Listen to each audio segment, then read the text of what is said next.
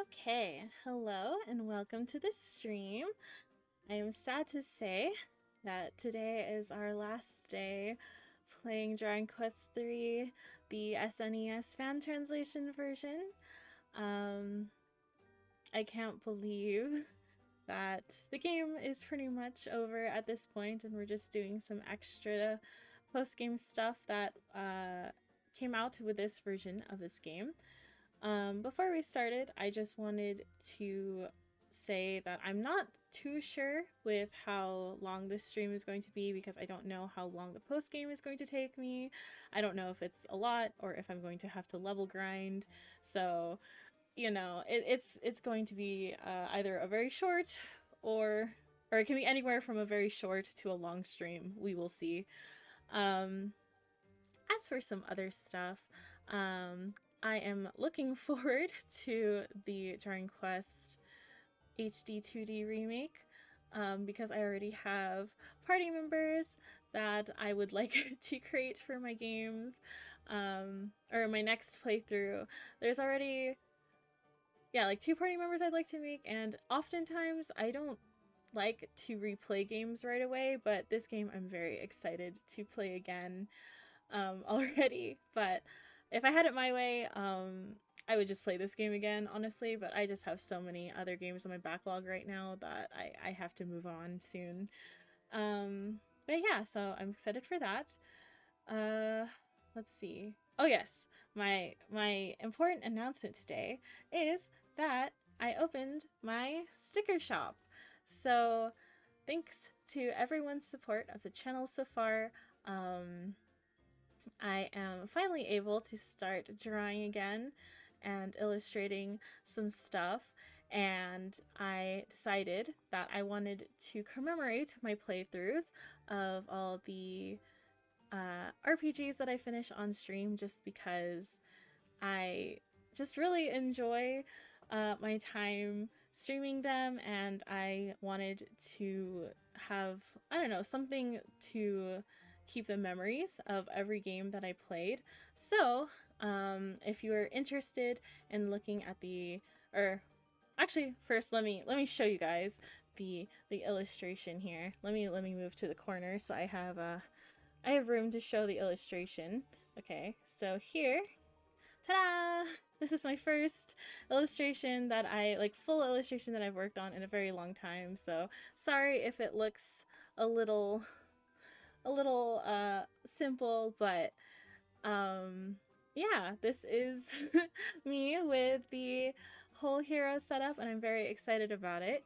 But yeah, so you can buy this as a sticker in my shop. I have the link in the information panel below if you're viewing on my Twitch channel, or if you are looking at from YouTube, I will put it in the description somewhere that you can go check that out.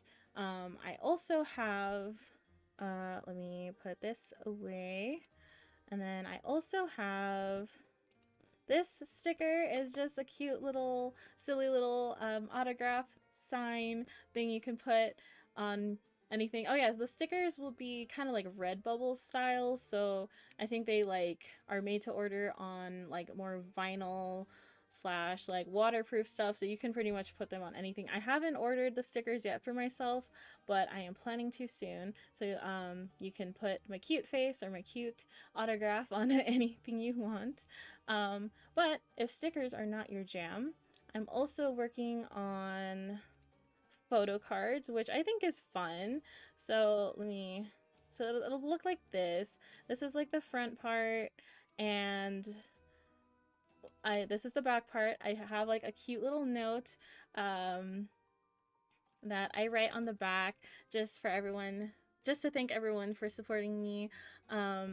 These are not available quite yet. I have the proofs done and I am trying to get them printed, and then I still have to figure out the logistics of getting them shipped out and everything. So these are still work in progress, but they will be up probably sometime this month or next month. I don't know. And like I said, I like to make these for every RPG that I've completed on stream. So I am in the process of working on one for Dragon Quest VIII as well as Super Mario RPG. So yeah, this is, I guess, like a collect them all kind of situation, but yeah, this is future projects, and I will definitely let you guys know when I finally have these done and printed. I'm just really excited to be finally making stuff like this because I personally love like collecting like cards and other merchandise of things I like, and putting them in like the cute little like Sanrio holders, and like you might have seen like people maybe put like K-pop idols and like a little card holder and hanging it off their bag or something, like that kind of stuff. I love that, and I'm just so thankful that I'm given the opportunity now to work on my own merch and stuff like that, and kind of using the more creative side of my brain, because I have personally been through a lot with university and engineering school and kind of shut down that half of my brain for a long time. So it's really fun just being able to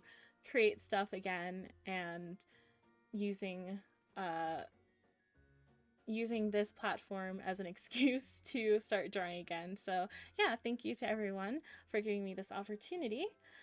So yeah, so that's the photo cards, and like I said, stickers are going to be are already available in my stream shop, and I believe there will also be a timer in my chat that'll post the link to it every so often, so you can also check it out there.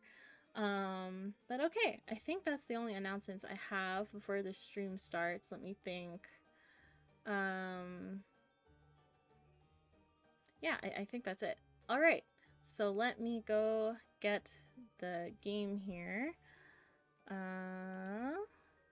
it this away, and then here we go. So, like I said, we are just working on the post game today. I honestly don't know what to expect from this. I remember I did try doing this at the end of my last stream, but I was just so tired that I was like, okay, let's just start from the top tomorrow or next time. And so here we are.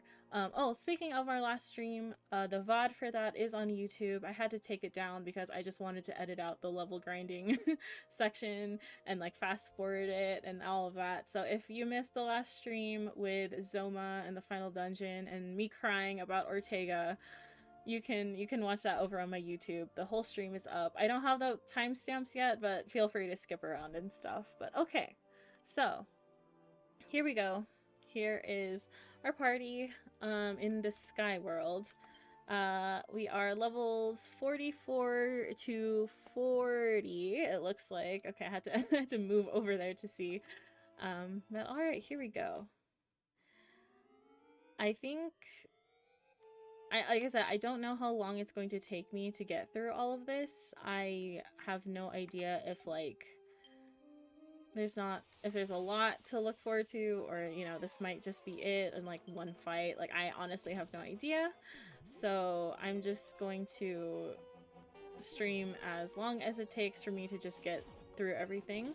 And at the end of the stream, I would like to just kind of have my like little chatting session about my feelings about the game, and I actually wrote down everything I wanted to talk about this time, because I think last time I finished a game on stream, like I think it was Dragon Quest VIII or it was The Evil Within 2, one of those games.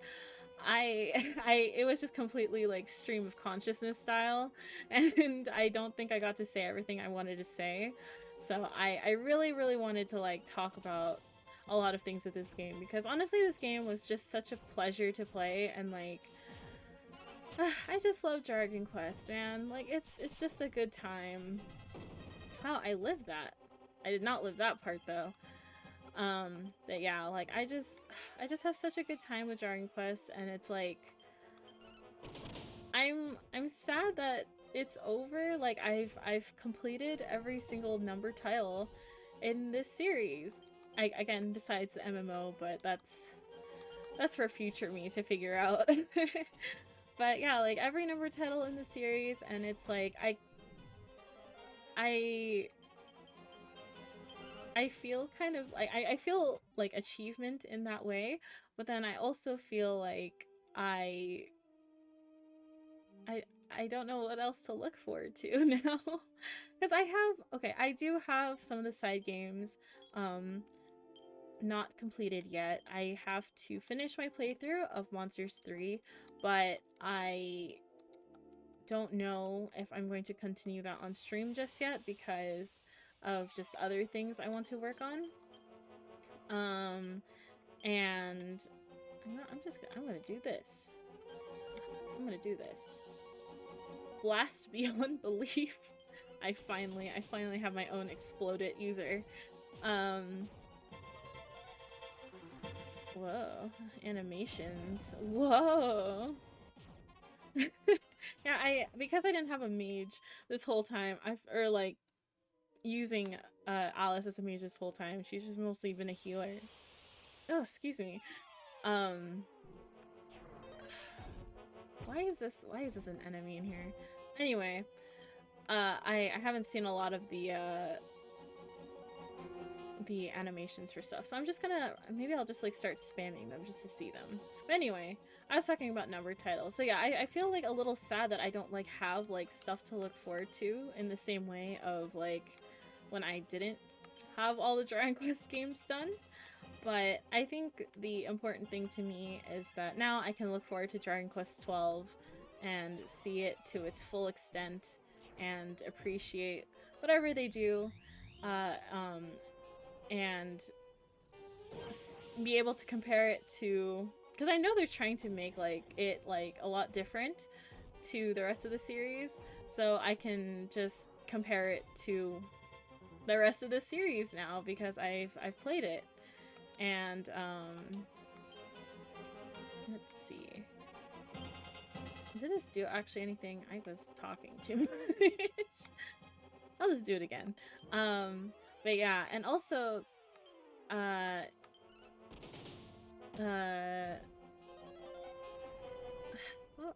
yeah, also I am planning to play the rest, or like my second playthrough of excuse me, I hate that I can't even talk because like I hate this enemy so much. Like, why is this just a regular enemy type? And he has so much HP too. Like, this sucks. Like, I actually have to treat it like a boss battle or something. Anyway, but yeah, so I am planning to play. Let me get my thought out there before I forget it. I am planning to play through the rest of the Dragon Quest series again. This will be my second playthrough for all of these games. I am planning to play Dragon Quest 4 first. Like, I want to just kind of play everything in order. And my stream will not be, or my second playthrough for Dragon Quest games will not be as like daily like Dragon Quest 3 was, just because I do want to also work on games I haven't played yet. So Dragon Quest 4 will maybe be like a weekly thing for me, because yeah, I just have so many other games to play right now that I can't just dedicate all my time to it. But I don't know, we'll see, because I might just end up liking Dragon Quest 4 more than like whatever I decide to play at the time. Like, I'm still not actually sure what I want to play just yet. Like, that's not a Dragon Quest game. Oh my god, I'm done for. No, I'm not done for. Yeah, okay. Let's see, let's do that. Actually, no, I have the Vivify staff with Hanabi. Yeah, like, I'm in between a few things. Like, I kind of want to start maybe doing like a read-along thing with visual novel or like adventure type games, kind of like Ace Attorney. Like, I really do want to play Ace Attorney, but I don't know if that's what I feel like streaming quite yet. I also have okay, there we go. I also have, like, I think the what is it called? Wait, let me see what it was called. I think it's called Chaos Head. I like learned about this series, or it's like I knew of this series, but like I haven't really, what is this called? Yeah, Chaos Head. I knew about this series, but I just haven't really like read anything from it before. So it would be fun to kind of get into it, because I actually do really like visual novels, but I just haven't been able to play them as much just because I've been busy with so many RPGs. Hi, Lamp. Let me see. So what were other games I want to play? Oh yeah, also I want to play Yakuza Like a Dragon, because obviously Dragon Quest inspired.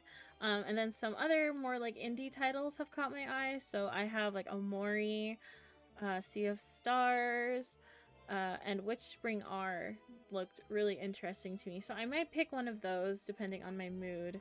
So yeah, I have quite a bit to pick from, but we'll see. This okay. I really don't like that Baramos is just an enemy type in here. I have to do this. I have to do this. I want to extend my playtime with this game as much as I can. So I actually don't play a lot of Dragon Quest postgame, if I'm being honest. I am interested to revisit the Dragon Quest 8 one, but most of the time I usually just finish the main story and like maybe some little extra stuff, but I never really go fully. Okay, what if I just run? Nope. Nope. Nope. Dude, this sucks. Actually, you know what I could do is I could just what is it called? I lost my train of thought. FF8 stream win. I am not playing FF8 on stream. Oh god. That is a one and done game for me. Like, in general, like a lot of RPGs are like one and done games for me. Not Dragon Quest though, but a lot of Final Fantasy titles are one and done game for me, including FF8. I don't think I could stomach that game anymore. Oh, I remembered what I was saying. I'm gonna use Padfoot with Hanabi, so I don't have to run into as many scary monsters while I'm down here. Like, these are fine. Like, these dragons, perfectly fine, honestly. It's mostly the Baramos recolor that I'm just like, I don't love this. Yeah. I'm a little bit scatterbrained right now, because like this I want to talk about stuff, but why is this dungeon actually hard? But yeah, so that's my plan right now, is just to revisit the rest of the Dragon Quest series in a more like weekly stream kind of thing, and then okay, I think Stamina Seed is defense, so let's give that to Alice. Okay. And then I am just going to pick a game that I guess I feel like playing once I get to that point.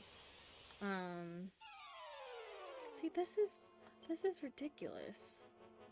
And I don't think there's just like a spell that lets you just like leave, right? Okay, I'm gonna check Alice if she has something like that, but I don't think that's the case. Do you revisit any SMT games besides Dream's Journey?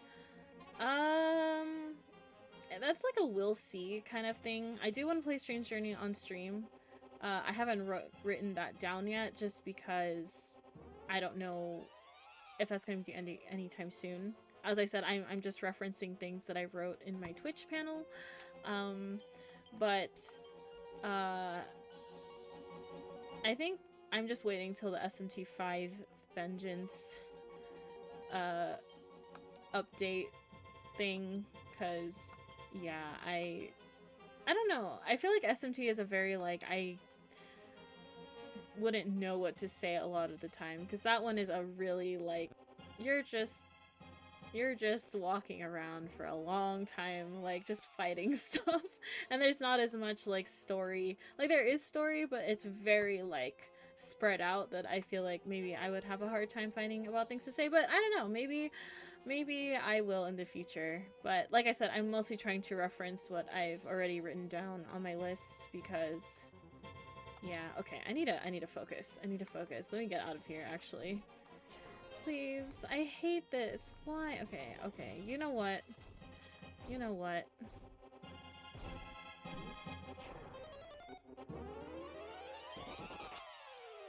Okay.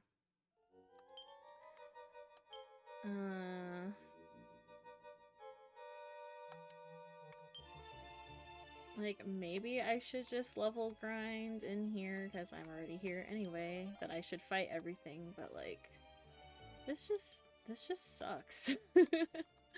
I don't like this. I'm just gonna use these, because I just remembered I have a lot of them.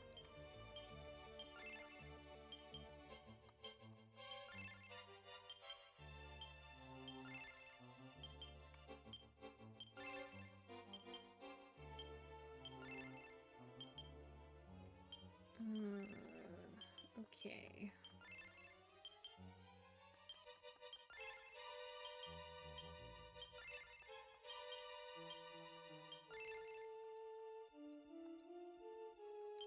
Okay, actually, let me do this before I forget. Okay. Staff of Reflection. Don't think that'll be too helpful for me, but I'll just put it in the bag anyway.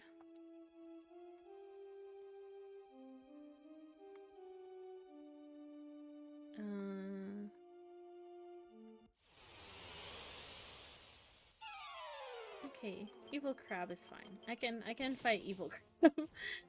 I like Evil Crab way more than Baramos.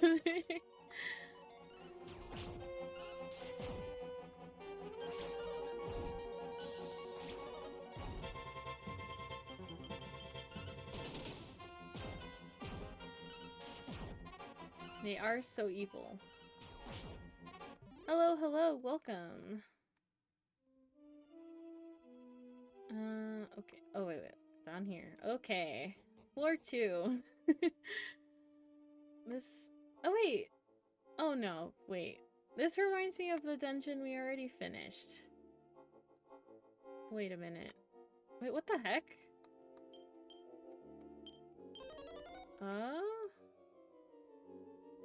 We've already been here before. Wait, are we did it reset us to the other dungeon? Are we supposed to be here? What the heck? Okay, I guess we'll just find out. Okay.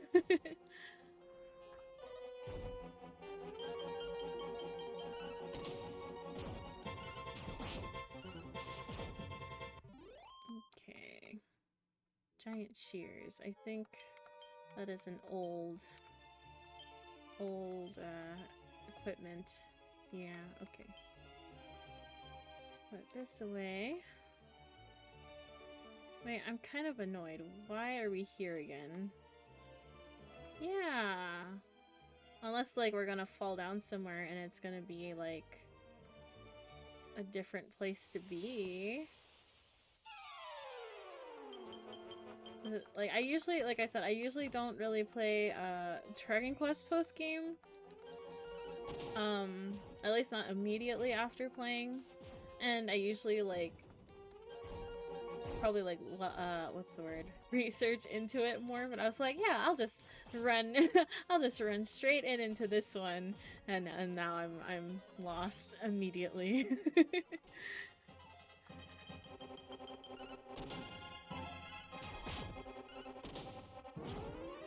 I'm already pretty low on MP too, but I don't want to use my wizard ring because I'm scared it's gonna break. I guess I should use magic on this guy. Don't do that. Don't do that. Okay.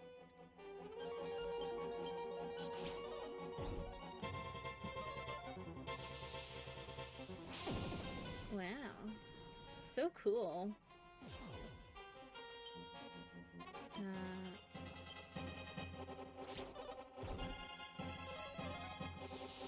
Yeah, it's fun being able to do more stuff with my hero, and I also really like looking at all these new animations. So I'm like, I'm happy for now. Okay, that's a dead end. Oh my god, I'm already lost. Cause yeah, I'm pretty sure this is like one of the later dungeons in the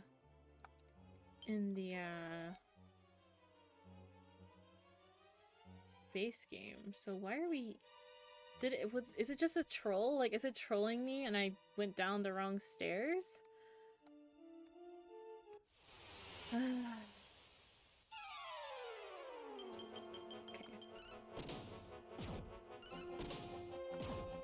It's okay, we will persevere through these troubled times. You know what? I'm not gonna complain because at least the Baramos recolor isn't down here. So it's not that bad, I guess. Yeah, let's just... Awesome. Why? It was just like a secret little dead end. You could have at least had something there to make it worth my time.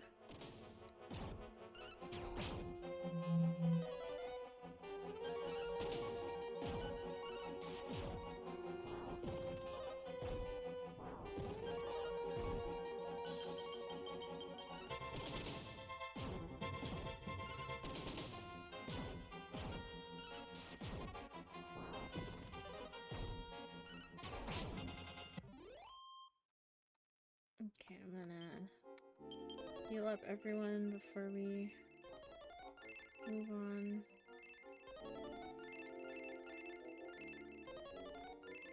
There we go. Okay. I feel like I'm going in a circle. Oh no, I'm not. Okay. Oh! Now we're in the okay, so this is just like a weird backtracking through all the old dungeons kind of thing. Because this is the Orochi dungeon. Okay, okay. So I'm not that lost. It's just purposely confusing. Okay. Okay, let me go look what's over here first. Nope, nothing.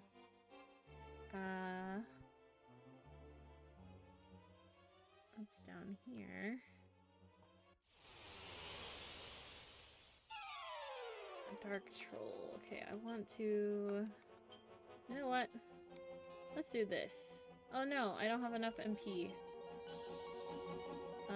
Fine. Then I will just attack it then. But what I will do is... this. Okay.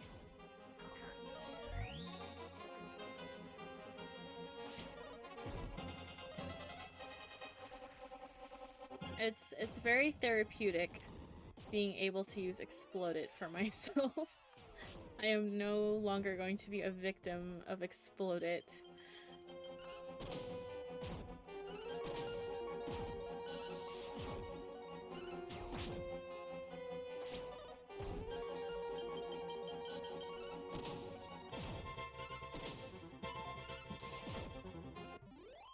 Okay.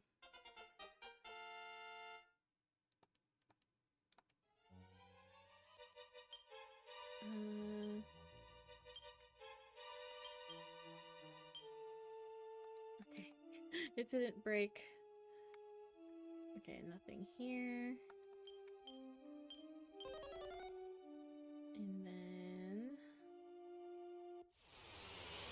let me just go back around. Oh, goodness. King Hydra and... Wait, King Hydra! That's just straight up the monster right before Zoma. Why is this just a regular enemy with the Dark Troll, by the way? It's not by itself, it's with a Dark Troll. Oh my goodness. Alright, it's fine.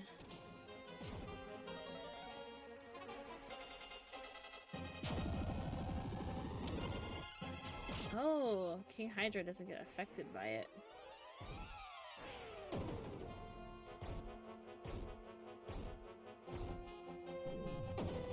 Okay, okay. Relax. Let me do this, and then I need to use my wizard ring again.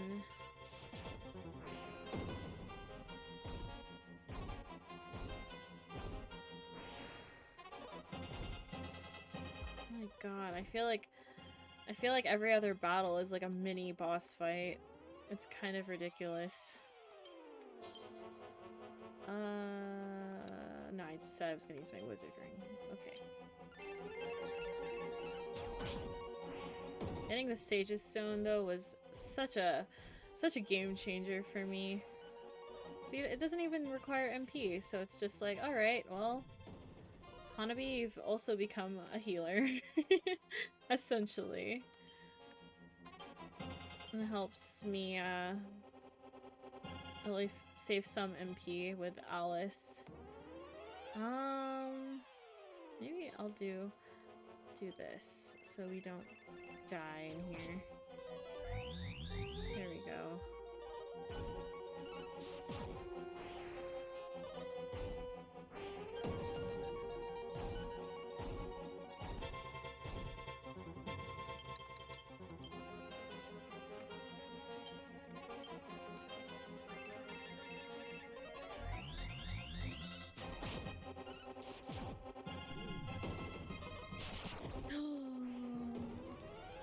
Oh my god.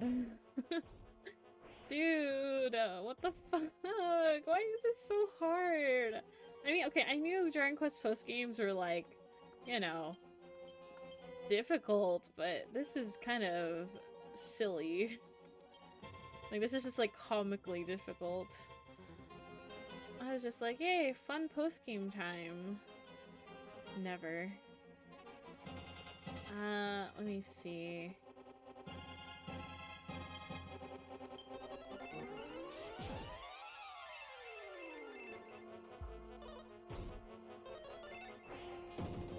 Okay. You have to be serious every time. And I feel like, I mean, it's probably good XP to just be fighting this right now, but like, I want, like, there's a part of me that just wants to run, but we're already this far. We might as well keep going. Okay, there we go. Okay, now this is doable. I feel a lot better now.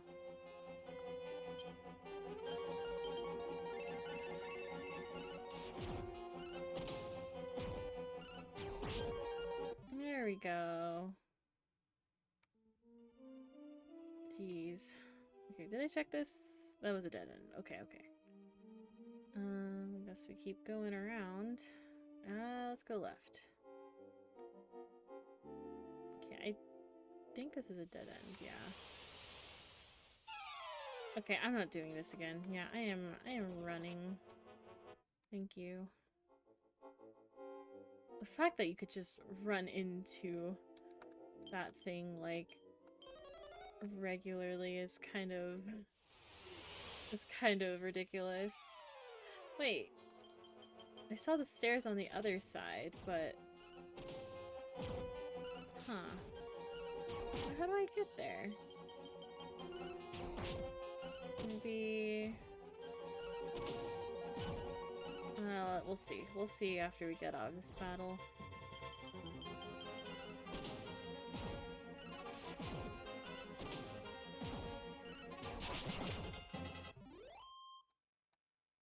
Okay. Maybe it is down here? I could have sworn I could not walk through this. Oh, I can. Okay, never mind. I'm just being dumb. Alright, next floor. Where are we? Oh. I got, like, flashbacks of our first time in here. Okay.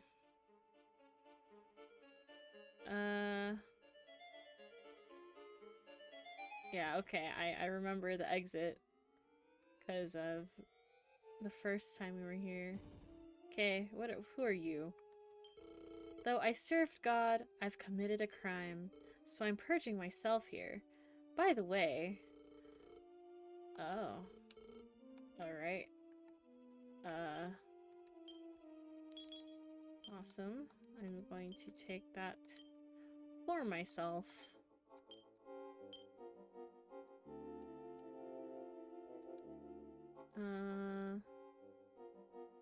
Is that it? Is that all that's here? So this is not where to go? Oh. Okay. I guess we could go to the top of the pyramid. I don't remember how to get to that area though. God, the pyramid section, I was looking back on it and I don't think it was that bad. I just feel like, okay, like the Golden Claws part obviously is just a test of your patience and whatever, which I did because I thought it was a cool little gimmick you could do. But the rest of the pyramid was kind of like, I wish it was just a little bit easier to figure out what you were supposed to be doing because, like, you know, you're supposed to press the buttons in a certain way.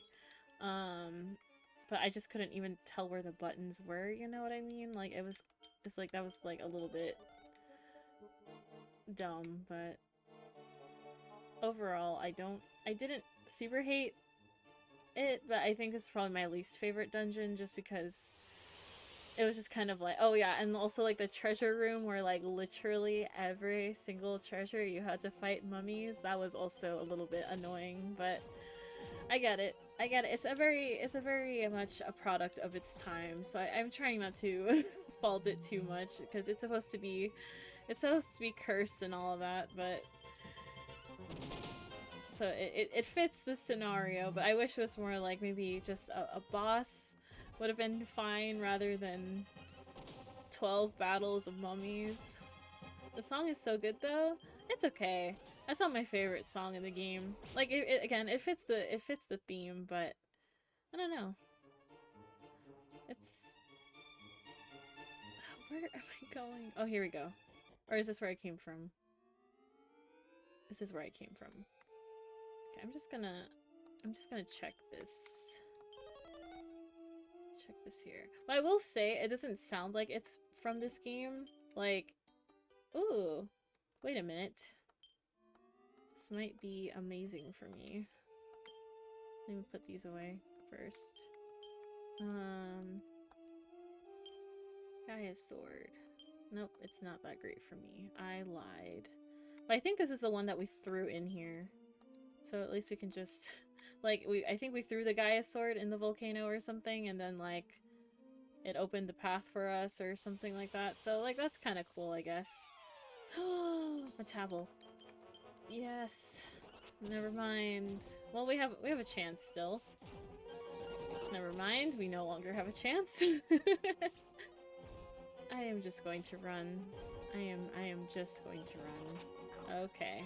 I swear it is so hard to run from battles in this game.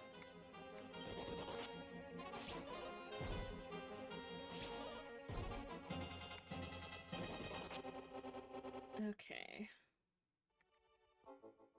What's in here? Dead end. Okay, so I do have to go down those stairs, it looks like. Okay. Maybe... Okay. Where am I going? Okay, so this... the stairs up here in the corner led to the priest's room. I don't know if I'm supposed to do something at the priest's room that, like, I didn't know about.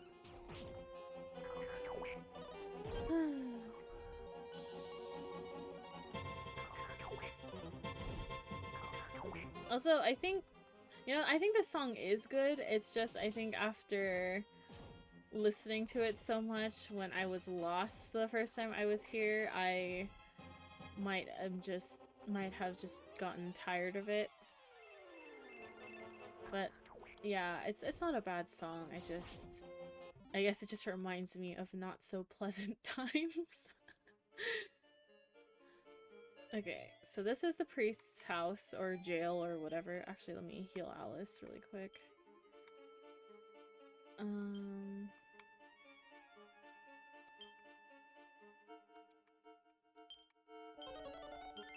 Because yeah, it definitely fits the vibe of the pyramid. I just, yeah. Let's go this way. Or is this just a circle? Yeah, I feel like the pyramid is definitely the most just like the troll dungeon. Like, just waste your time. But it's fine. The desert level is always is always meant to be this way in games. Oh yes, I forget that this doesn't actually heal by itself. Okay. I'm too used to new RPGs where status conditions just go away after the battle is over. Because the new generation... Oh, okay, so there's stairs over there. The new generation is weak. No, I'm just kidding. They just respect our time more. Okay. Let's go all around here. Gotta get Balrog first, because he has Thwack, I'm pretty sure.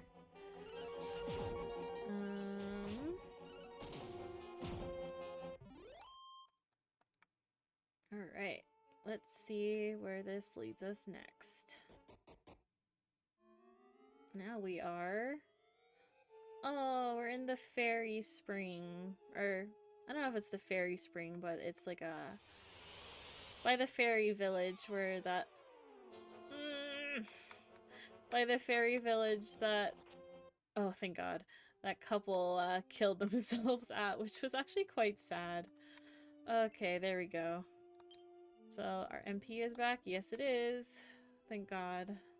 I didn't realize this dungeon would be so long, so I was just kind of like, at the beginning of this, I was just like, oh, I want to go look at all the cool animations of the spells I haven't used yet, and then, it's kind of a mistake, but it's okay. Okay, let's just do that, and that.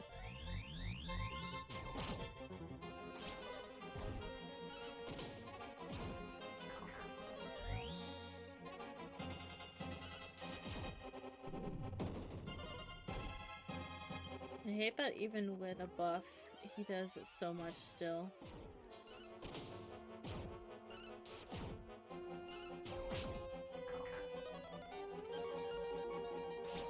Oh, of course Alice goes to sleep, because why wouldn't she?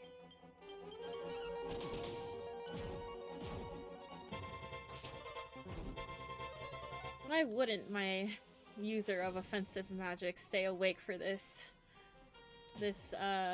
crab that has high defense or high physical defense?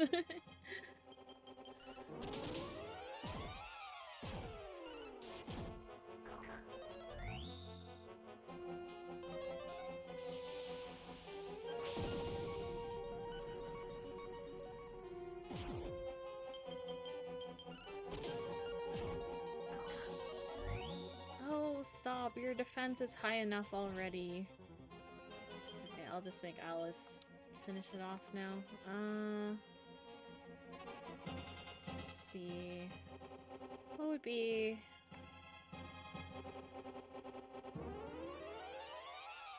These are all, like, group. Maybe this one. I'll just go heal my MP after this again, I guess. I'm close enough. There we go. Okay. Yeah, as I was saying earlier in the stream, like, I'm already excited to just play this game again, but I, can't because I have other games I need to finish. Oh my god. Get me out of here. Oh, goodness. But I already have, like, party members I'm thinking about that I want to make, and I'm like, now that I kind of understand the mechanics of this game more, I'm just like, my next party is going to be so much easier to deal with, or to deal with all these different things in this current party. Like, I feel like the Sage's Stone really, like, helped me out here, because I don't know if I would be having, or still having, my sanity by this point if I did not have it. But yeah, next time we will definitely have at least 2 healers on the party. Oh my goodness. But I think, yeah, this dungeon would be pretty tough without the Sage's Stone. Oops, I misclicked. It's over for me. Okay, the other one hasn't run away yet. Nope, it has run away. Okay. I don't even care about these crabs. Go away, crabs. I don't like you. You're just annoying to fight. Okay. Like, I don't mind level grinding, or like random encounters, so to say, but I just don't like how annoying the crabs are to kill. Here we go. And let's just use this one. Is this a group attack? I will say I am also excited to play the remake because I'm more familiar with the newer translation of Dragon Quest spells, so I will feel like I have more control. Oh, it doesn't affect it. Okay, that's fine. I will have more control over things. It's like, I feel like a good amount of times in this playthrough, I'm like, what spell is this? Which kind of threw me off, but it's okay.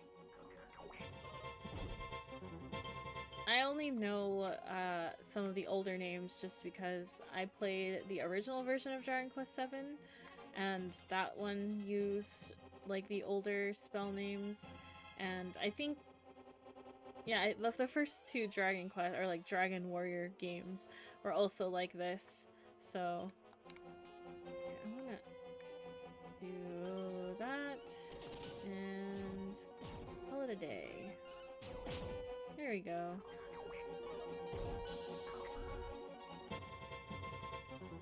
Okay.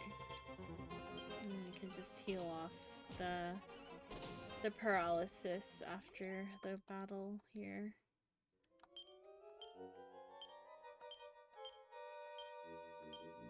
There you go.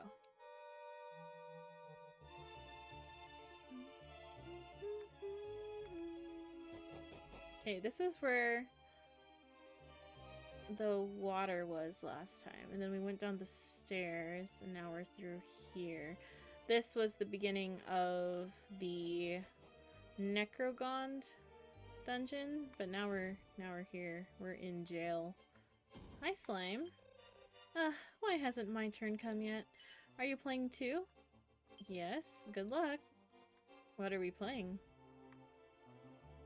Is there anything here? Okay, let me see if I say no. What are we playing? Nope, he is not telling me what we're playing. Still a dead guy in here. Don't remember if there was something like next to him last time. Oh wow! You can teach the hero personality trait. But also, that's kind of fucked up. Like, this this guy had a hero book the whole time. So was he also a hero? Was this, like, my alternate self that died during my attempts of other bosses? Anything in here? And a mini medal. I think we have all the mini medal prizes, but I don't know.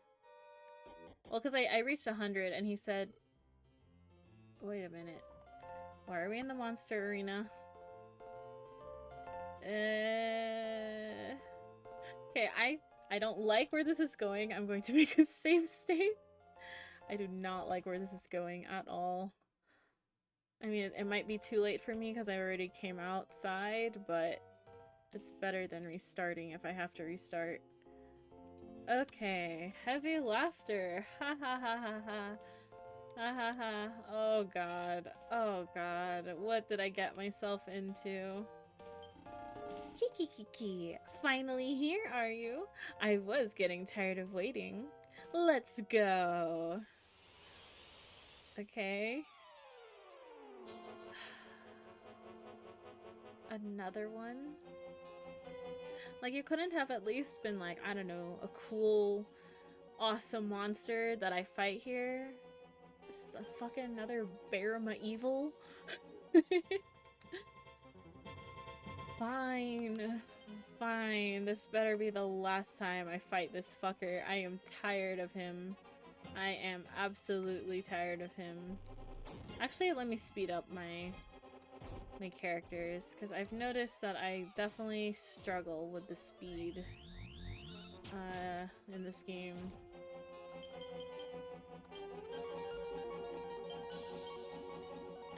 Speed up.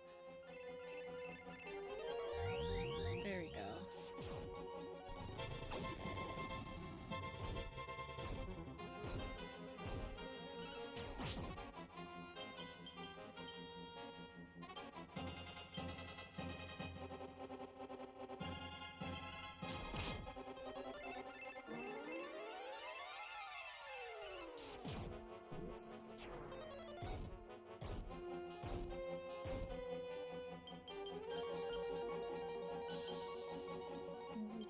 To may make this thing go faster. Hell yeah, there we go. That wasn't too bad. Hi folks. Can't talk to anyone down here. Alright, that was weird. Okay, we've made it out of the... Oh, okay, we're at a castle now. Are we in Zenithia? Hello? Welcome! I am Zenith, ruler of this castle. Okay, so we are in Zenithia. You can reach God Dragon from this point. He will grant you any wish you choose. Well, good luck. Alright. Oh, you've come from below? You must be confident in your skills then. But how smart are you? Let's see how you handle a riddle. Town lies in ruins, and something shines beneath the cross. Know where it is? Come back when you've solved it. Ruined town. Wait, was it? Something shines beneath the cross. Okay. Only one I can remember that was ruined was the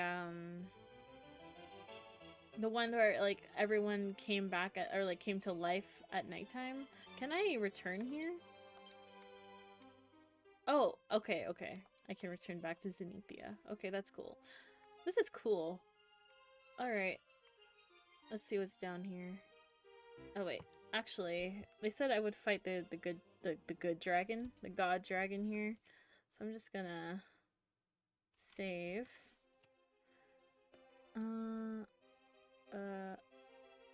Okay. Do I want to do the riddle first, or do I want to fight this god dragon first? Oh, this is not the god dragon. This is an old man. Flea ring, great. And a mini medal. Yes. Take the medicine from the boiler, but please be careful, it's hot. Okay. It was hot, wasn't it? Awesome. That was random. Okay. Nothing in here. Nothing here. Okay. Oh, is this still another dungeon? Wait! This looks familiar. Oh, I fell though. Where is this? Okay, hi Ramia. Are we just in Zenithia? Are we? This is just a whole other world. Okay. Actually, I think I can just return spell to where I need to go. Oh god, I keep forgetting. I can't press anything when I'm on Ramia. So it doesn't do that. Okay. Okay.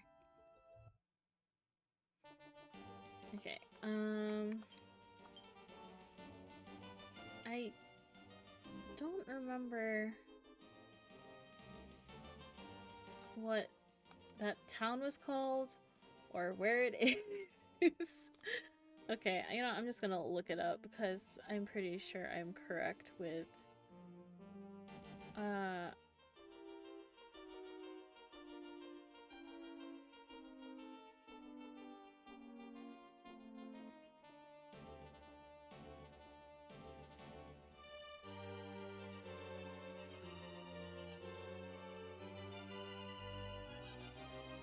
oh, it's called Tadanki.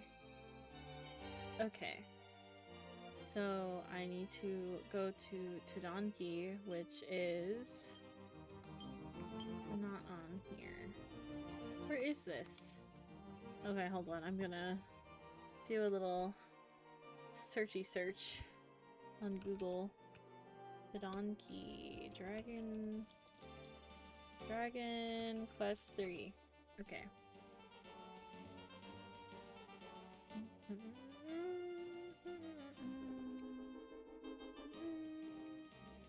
feel like I need a a map of this game open at all times.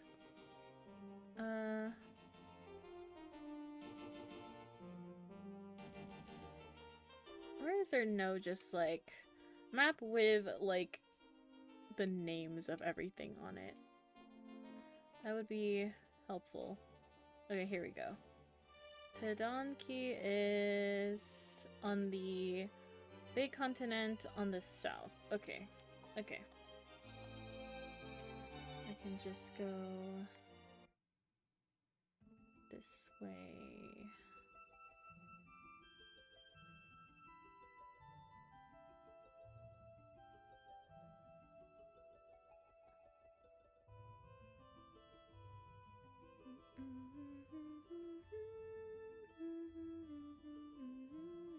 Let me make sure I'm going the right way.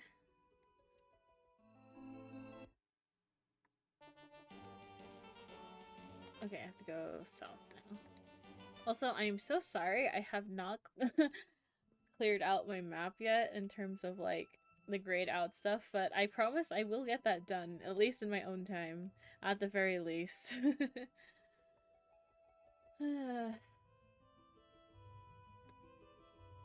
I'm going to miss this game.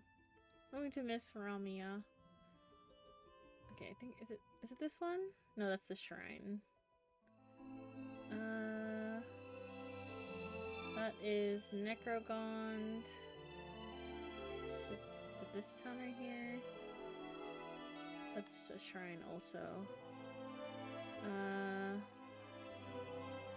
I think it's this one then? Oh, there you go.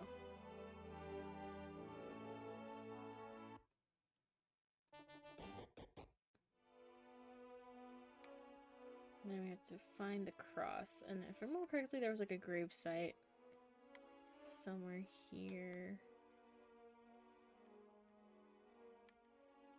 Oh no, it was just some guy rotting in jail. Wait, where is the cross?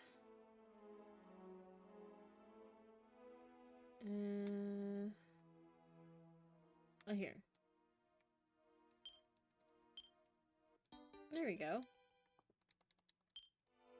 Now we back to Zenithia.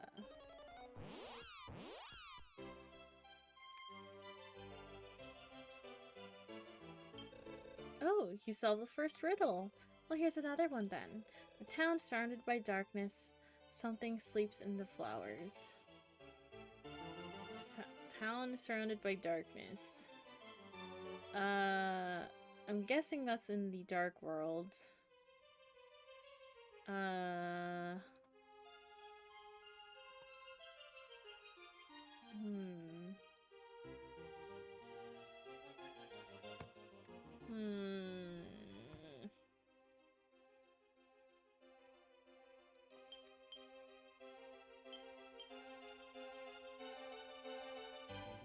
Surrounded by darkness. Surrounded by darkness. I mean, a lot of them in the dark world are surrounded by darkness.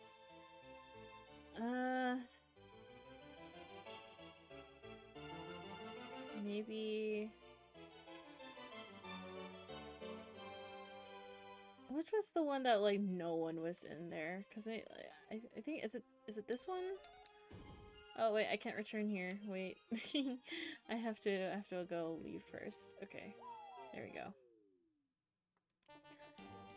Because if I remember correctly, it was one of these, and, like, there was just, like, no one there. So I'm guessing that's why it's dark.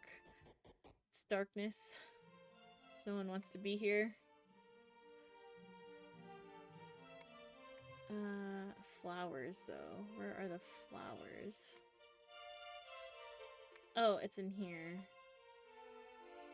One of these. Okay, here we go. Let's see.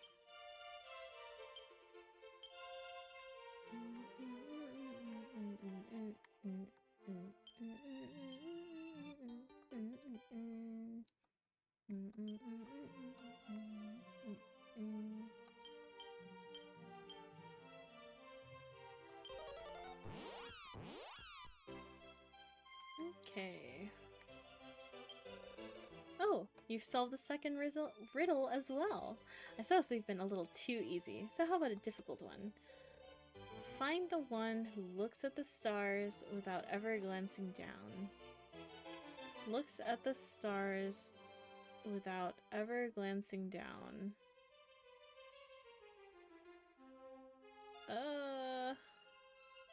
Wait, that one's actually hard. Looks at the stars without ever glancing down. Looks at this. That one's actually hard. I had to. What? I guess, is there an observatory? An observatory, maybe? Observatory. I remember there being, like, someone like that. I don't know where they are, though.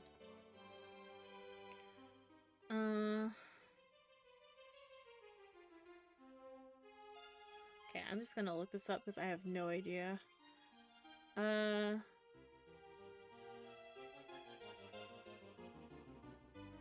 okay. Ruined town southeast of Aliahan. Okay. Okay, I vaguely remember that area, but there was no way I was gonna, like, remember where it was. Okay. It is southeast of Aliahan. Okay. It's fine though, because I don't mind going on these little excursions because I enjoy flying around with Ramia. It just makes me happy. And a lot more easier to control than the controls in DQ8. That was, like, low-key miserable because they were, like, inverted controls or something and they just did not click with me. Okay, I think it's, like, up here. Somewhere. Yeah. So this guy? No. Not you.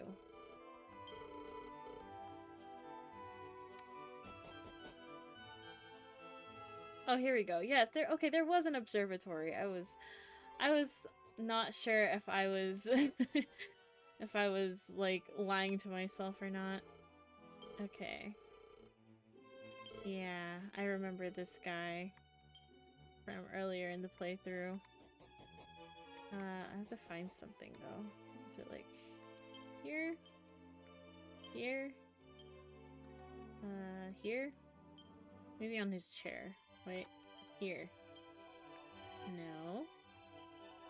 Wait, no, I don't want to talk to him again, though.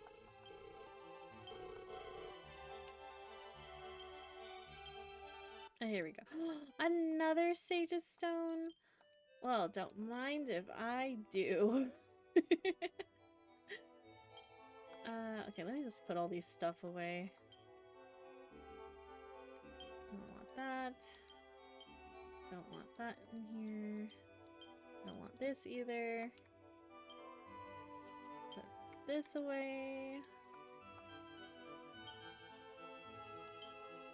Dark outfit. Is this cursed? Let's find out. No, it's not. But I want to wear my bikini, so it's important. Alright, so Hanabi gets a Sage Stone, and then I'll give the other one to May, just in case. Oh, that's so nice. I get 2. That's great. Okay. Making 2 sages is so overrated when you can just use the Sage Stone. Okay, let's see. Zenithia. Alright. What's our prize? No way! You've solved the 3rd riddle! I concede, you really are smart. As a reward, let me tell you something. There are 110 small medals scattered throughout the world. 5 medals can be gotten from Pachisi. Currently, you've gotten 5 of those medals. And aside of that, you have 105 medals total. Have you thought about getting all of them? Okay, so I do. Do I get a prize for getting all of them? Because if I only have 5 more, I might as well find them all, right? But I guess it's time to go through here. It smells everything as it is ready. Okay, now let's drink out of this. Okay, I'm gonna make a save state here. I have no idea what is to come. So let me do that. Okay. Now, guide is off again, and we are just going to meander. Oh, and immediately, it's this fucker. I am tired. I am tired of him. Okay, let me do this. And also, let me see if I have any treasure I need to... Okay, there is a treasure somewhere here.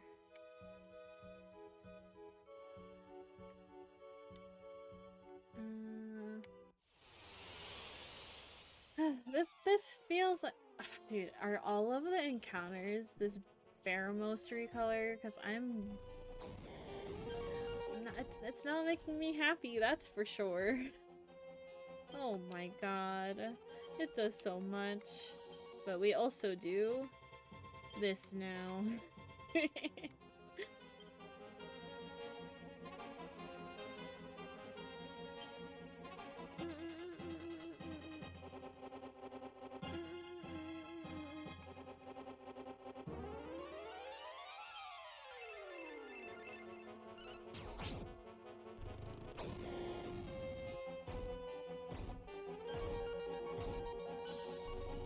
Oh, he went twice. Or he did it twice, I mean. That is unfortunate for me. Oh, goodness. I'm gonna just try running. Oh. I hate this. I hate this. Okay. Not off to a great start or anything. But let's just keep trying our best.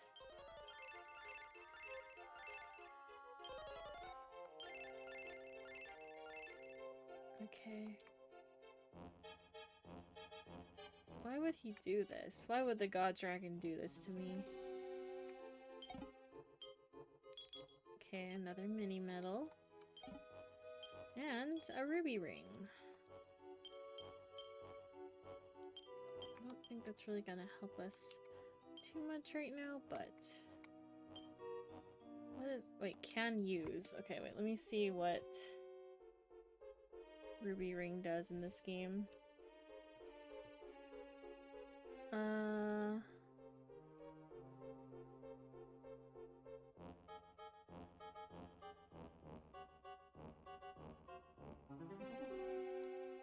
Does this not do anything?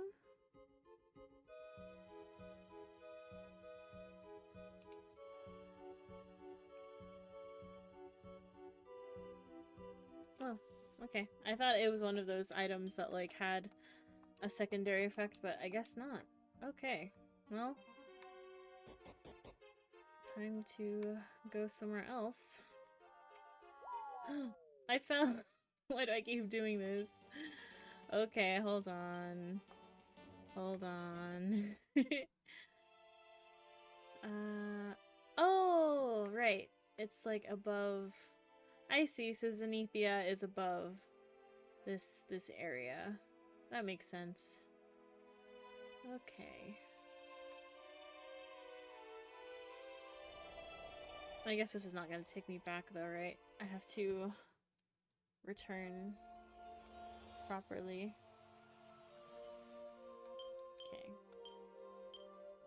Okay.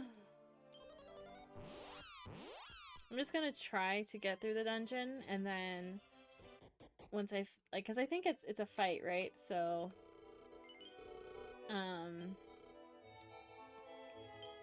I will come back when I I'm fully healed up if I don't have all my MP by then. But I guess I have wizard rings. I keep forgetting that I can actually use them outside of battle. I can't anymore with Barra Evil. Wait, where am I supposed to go? Okay, maybe I go... Come on. Get me out of here.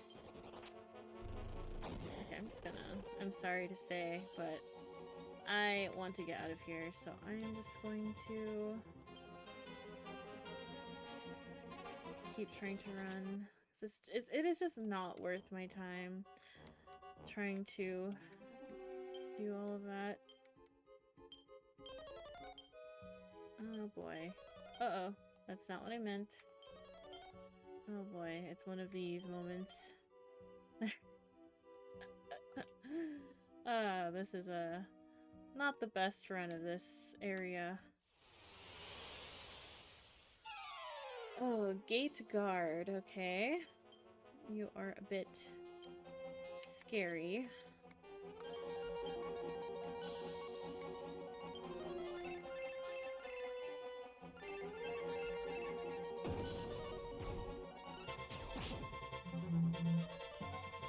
Actually, I need to get rid of this guy first because he's probably gonna screw me over.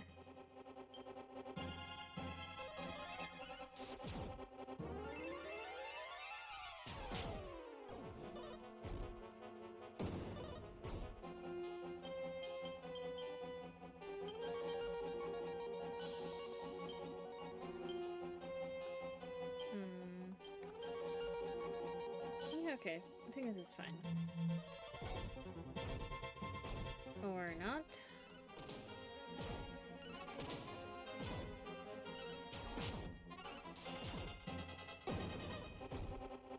Yeah, this is...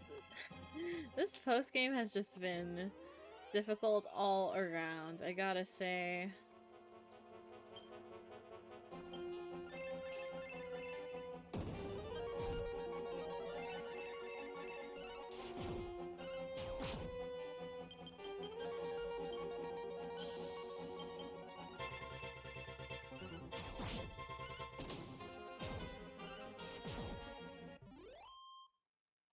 Okay. What is in this door? Got a suspicious pillar. I'm going to check every... Ramia? Why are we fighting Why are we fighting Ramia now? That's so funny.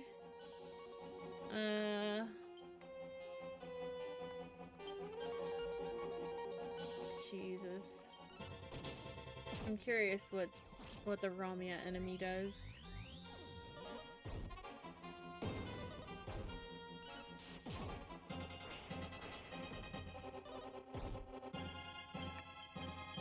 I will say the color scheme looks really good. I'm gonna let it stay alive to see if it does anything interesting. Oh, okay, so it's a healer. Oh, I guess that's a kill round. It kind of feels bad, but I gotta do it.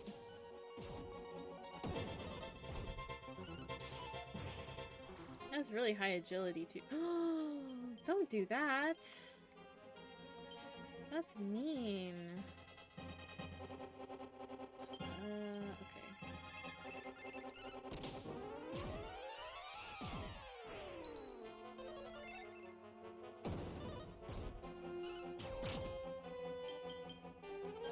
Might have to do a little zappy moment. Actually, we'll do this with... I keep forgetting because, like, I don't have to use Alice as a healer. I'm like, oh, like, she totally has, like, actually, like, a lot of stuff she can work with. Oh, never mind. Well, it's fine. Maybe this will work. Nope, it doesn't. Alright. That's okay. I don't know any of the elemental, efficiency? Is that the word? Efficacy on any of these monsters, because I haven't been using them, like, at all.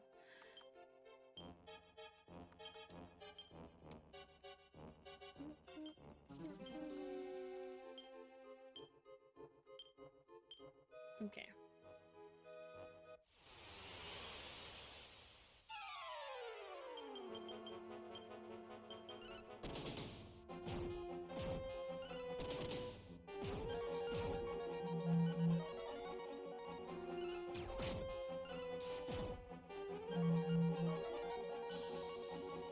Ah. Oh, that's fine. I still have this at least.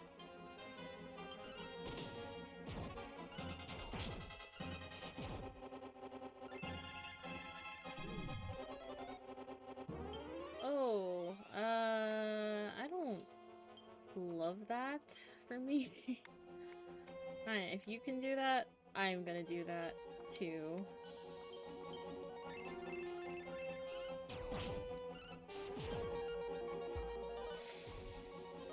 Ugh. Oh, right. I can't actually do that too because my spells are sealed. Awesome. Well, it's alright. He's not too bad when he's by himself.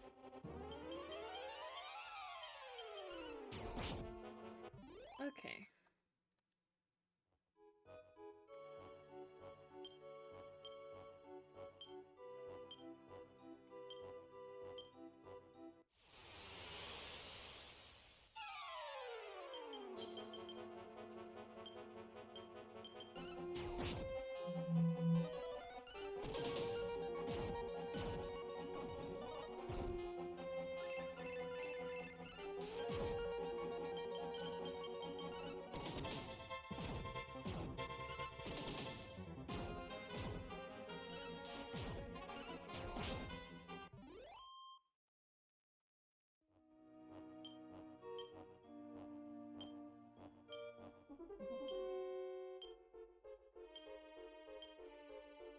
Okay, let's move up. Oh god. Not this. Okay, I'm genuinely just going to save here. Not because I'm trying to be too safe scummy, I just genuinely have problems trying to figure out how to, like, cross these. So, I really don't want to, fuck up again. Okay.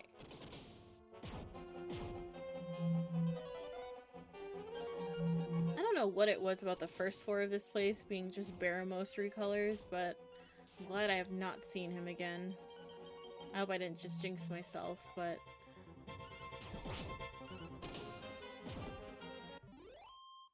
Okay. Not this one. This one. Okay. Where is this now? Treasure. On the other side. Okay, careful. Trying to not fall into the abyss. Okay, let's do this and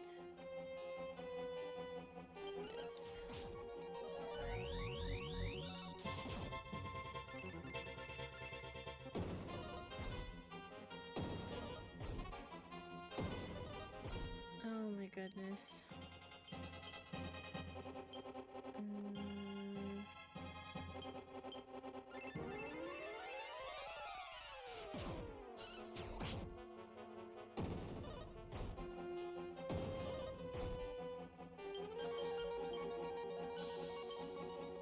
I don't know where I would be right now with this without the Sage's Stone, if I'm being honest.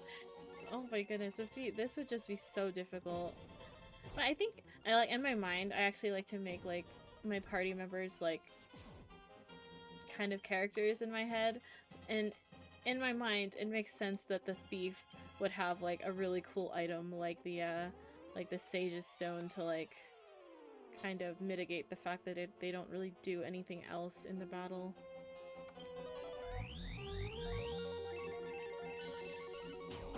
Okay, I think this should be easy from here. Just keep healing that and do that.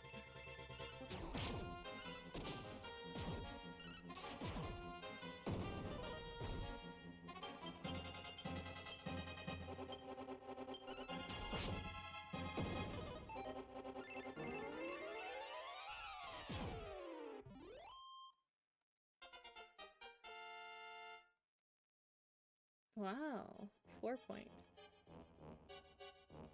Okay, nothing on that side. Gotta carefully make sure I don't fall over somewhere. Okay, they are surprised, so we can just go for it.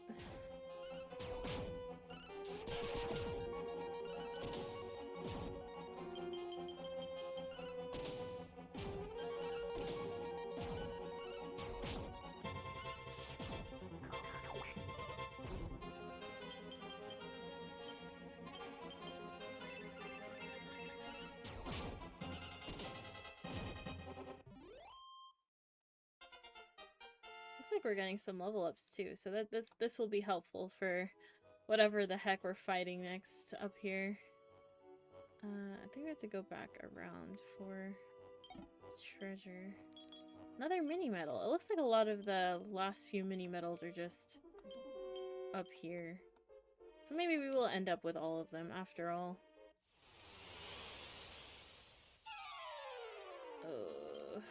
This is kind of not the best.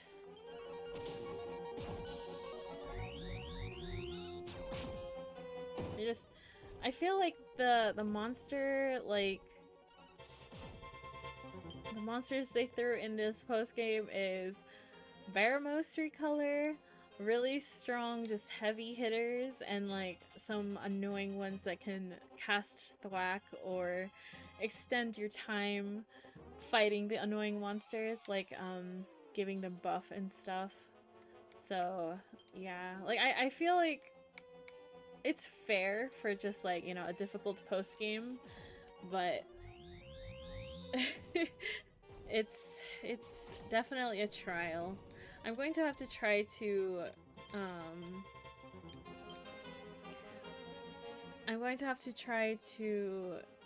like next time I play this game, try to have more.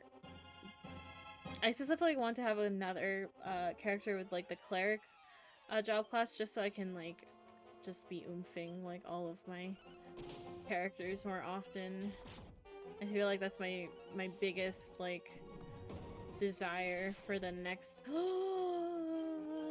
for the next playthrough.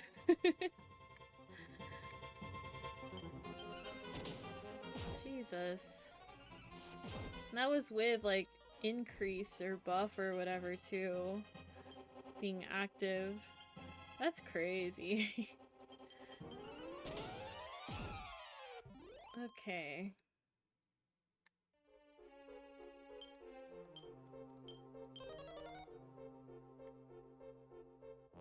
I think it's down here. But I feel like there was an outside treasure chest, which is why I'm like, I want it.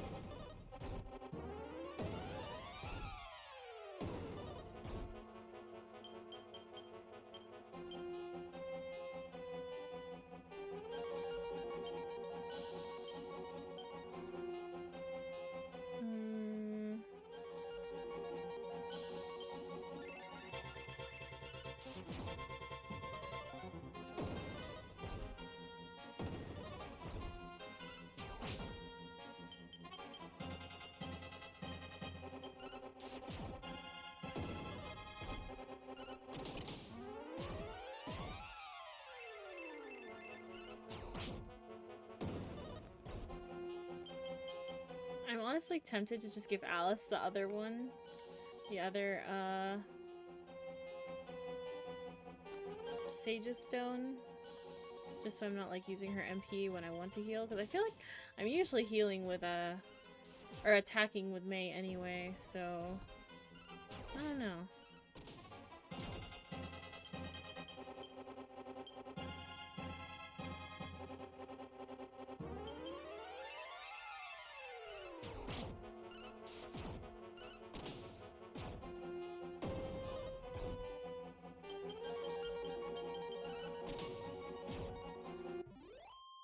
Okay.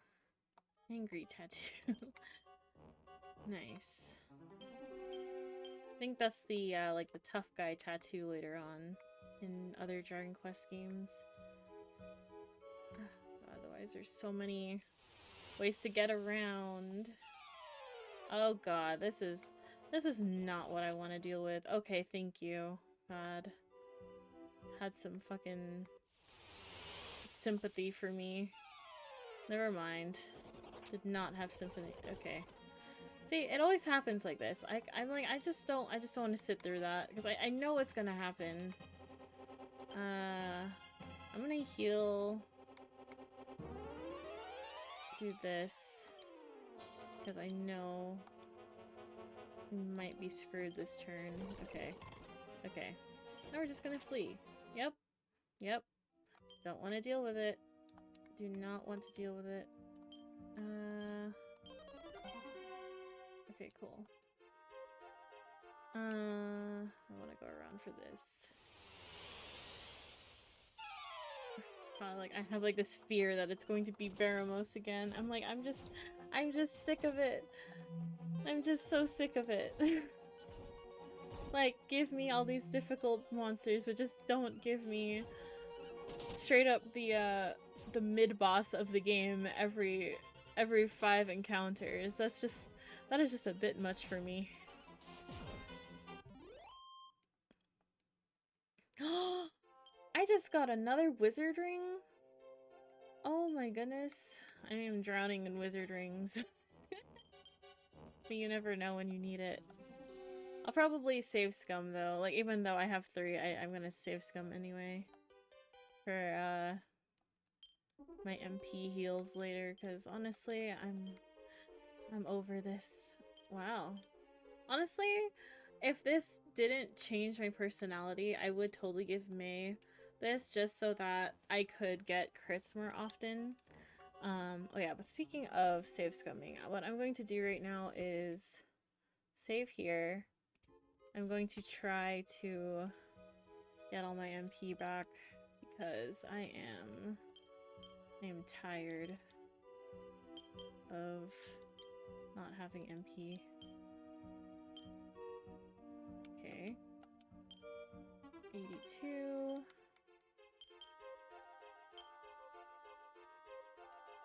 What's my max MP? 159. I got 97. Okay, I'm saving here again. I'll probably speed this part up in the in the VOD, just so future watchers don't have to watch me do this. But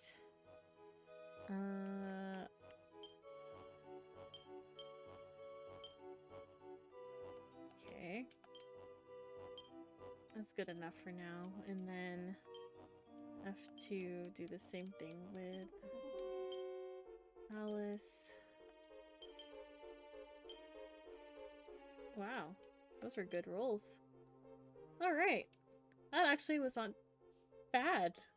I feel like my wizard rings never actually break outside of battle. I mean, they have the chance to, don't get me wrong, but I haven't had them break outside of battle. It's always, like, in battle that I feel like they're not as reliable. But okay. I might be lucky with the wizard ring, but I will not be lucky trying to get out of this. Okay, alright, okay. Thank you. I'm sorry if, like, speeding up the game, like, it's a little bit immersion breaking, but, like, I don't have the the constitution to be looking at Baramos very much. I just don't want to deal with him anymore. I'm so sick of him. What is this? Where are we now? Oh, we're at the top. Okay. That's good. Okay. So I guess back to save scumming a bit. Alright, and then let's do this one more time.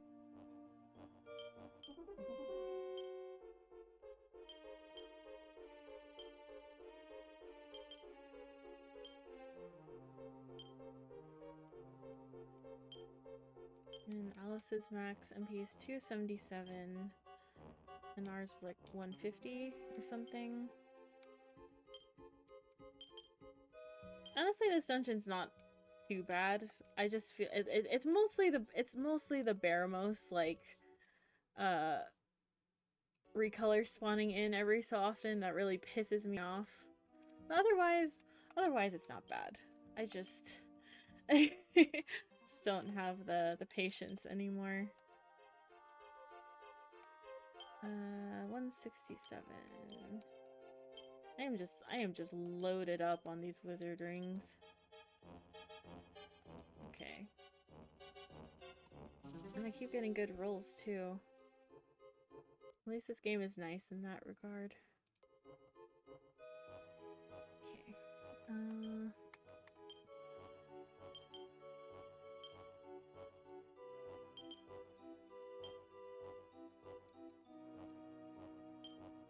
Okay, 227. 277 is our max. Wow. Okay, one more for you. That should be good. Oh, one more. There we go. Okay, so Alice is all up back with full MP, and my wizard ring didn't even break. I didn't even have to save scum, but you know, you never know. For us, we could probably try rolling it a couple more times just to see. Wow. Wow. Okay. Wizard ring luck is pretty good. Okay. So all of that is over. We can finally move on with whatever the heck we're trying to do. I might just give this to Alice. Honestly, like on the turns that she doesn't have much to do. I might do that. Oh god, I'm nervous. I'm nervous. Ho ho ho ho. At last, you found your way here. I am God Dragon, ruler of the heavenly realm. I will grant any wish you desire. But first, you must defeat me in battle. Are you prepared? I guess. You got this, thank you. Oh, we are just in the fucking sky. I'm nervous. I'm very nervous, honestly. Alright, first we speed up. That is the important one.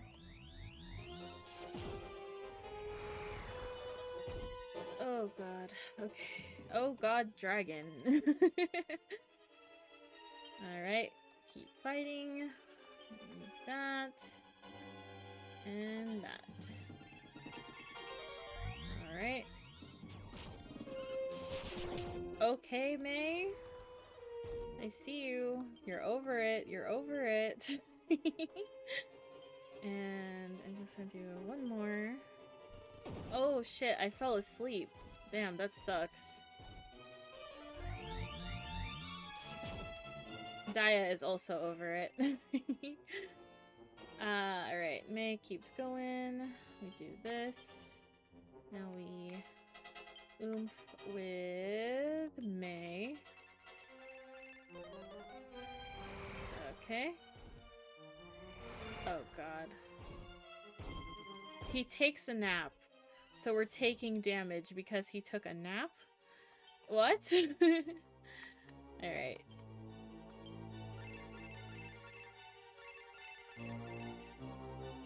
Oh, Alice is asleep.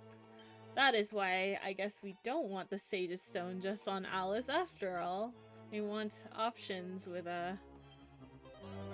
our healer variety. Okay, Hanabi is asleep, but at least we woke up, so that's okay.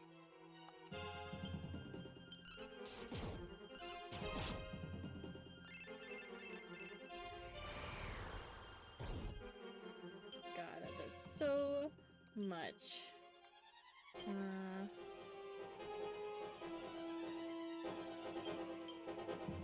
Oh.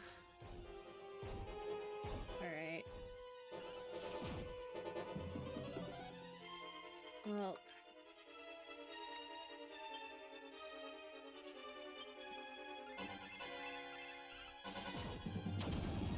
Oh. God, that move always, like, blinds me IRL. Okay. We got this, probably. I hope. Now he outspeeds us. Yikes. Yikes. Dang, that last turn really fucked us up. Okay, but I'm going to move the Sage's Stone back to I think he outspeeds me in this. Yeah, okay. It's fine. Because we have a save state. Okay, let me try this again. Okay, yeah, so I'm gonna keep the Sage's Stone in May's bag for that. Alright. Let's try again.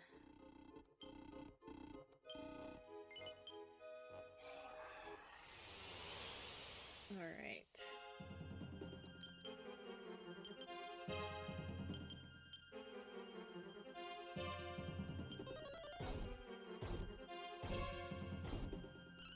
I wish they gave this enemy more like animations, but that's okay.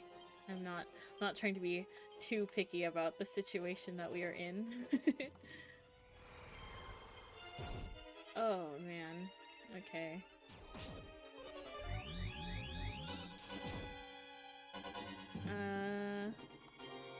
Keep fighting.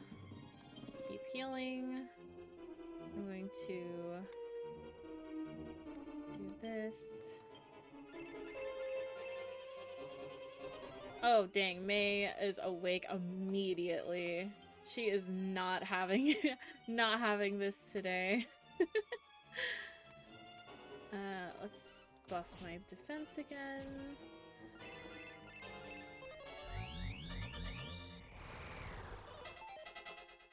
And I'm not having it either, apparently. Alright. Now I can just do this on Hero. And hopefully it's smoother sailing from here.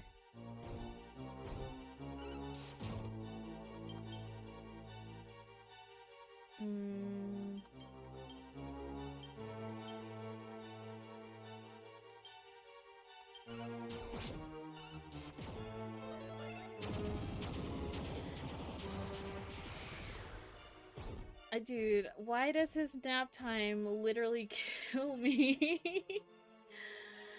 Oh god, and now my buffs are gone too. Okay, I need to do that. And then...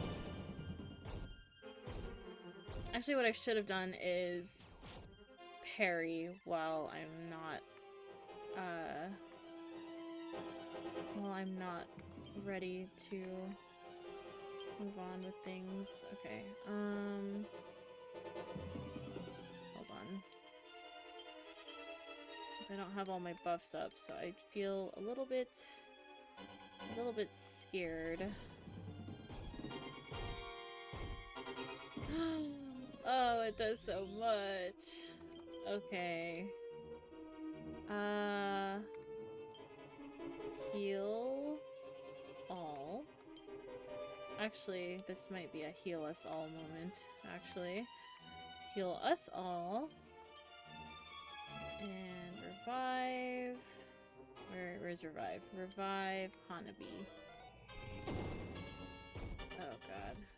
Oh god. Oh god. This is so hard. I might just have to level grind, honestly.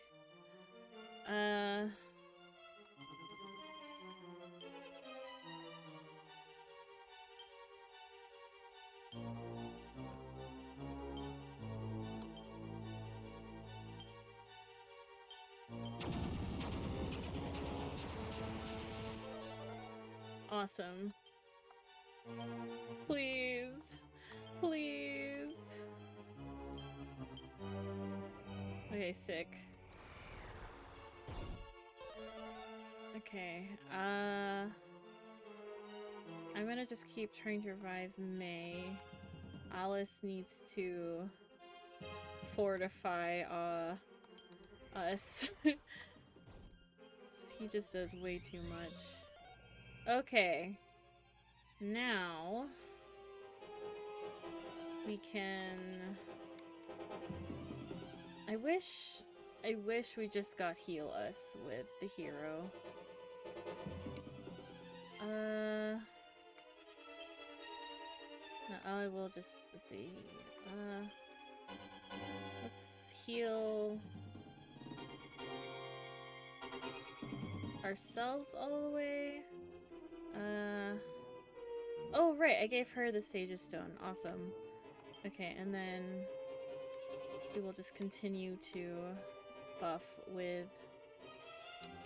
Okay, hold on. Okay, heal all. Do that. And then... Where is... Here. Okay. Don't kill Alice. Don't kill Alice. Oh.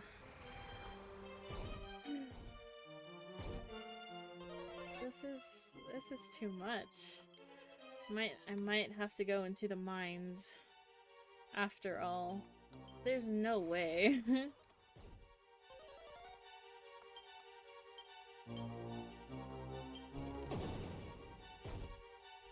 Things fall apart pretty quickly. And Vivify doesn't like to work for me, so... Okay, alright. I will try this one more time before I go back into the mines of level grinding. Hello, Editor Daiya here. Just wanted to let you guys know that I will be fast forwarding through the level grind section, so if you want to get straight back into the action, please refer to the timestamp that I provide in the description. Basically, this part is being fast forwarded by 20x speed because I've spent way too much time power leveling, because I realized that part of the reason why I was having trouble with the God Dragon is that Alice needed to be at around 300 HP for me to have her survive in the battle. So at first I started power leveling, and it was only until the end that I realized that I could have also just farmed for life nuts. But I realized that kind of late, but I did it and it's fine. Everyone else leveled up in the meantime, so it kind of worked out. My other issue was that I realized that I was not just treating this fight like a DPS check, and because I needed to clear it in a certain amount of turns, I needed to just throw all of my spells and strong moves at it and just hope for the best. And you'll see how that plays out with the winning run coming up.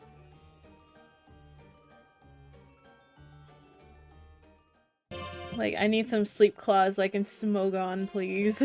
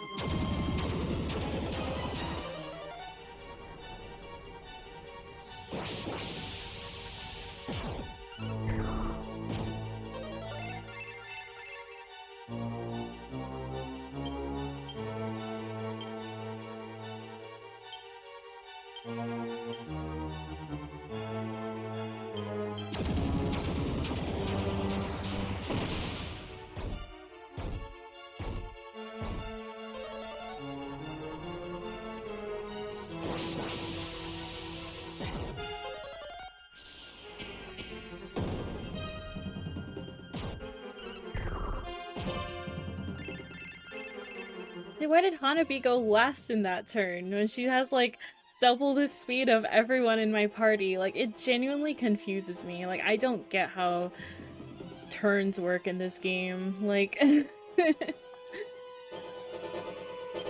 like, I think there's some sort of priority maybe depending on what you're using, like what spells you're using. I have no clue.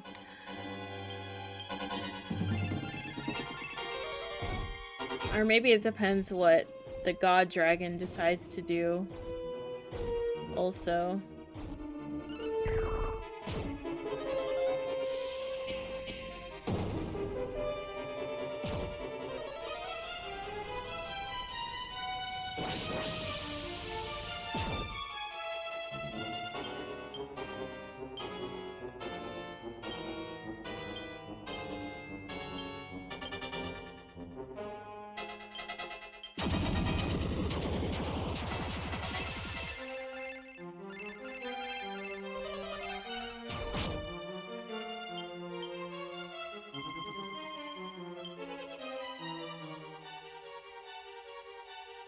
I should have used my wizard ring that last turn. I mean, it's fine.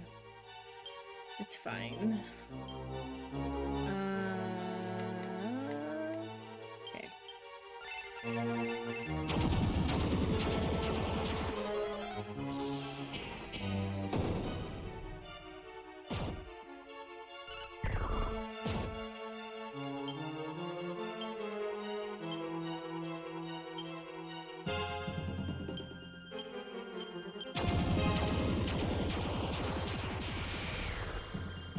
I used to pray for turns like this. Like the ones where he just wastes a turn just doing the debuff, even though I don't use buffs in this fight. Yep. Okay. Now I can go back to spamming that. You know what I'm gonna do is and then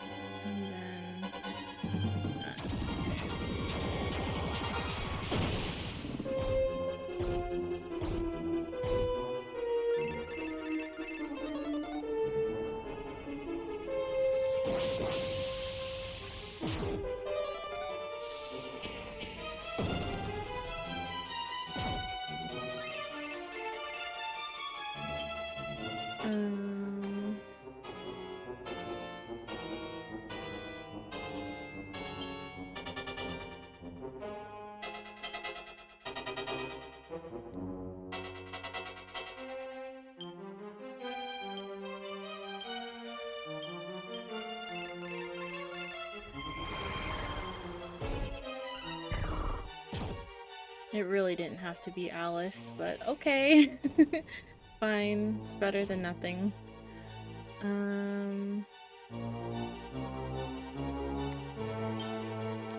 just gonna keep using this for now. And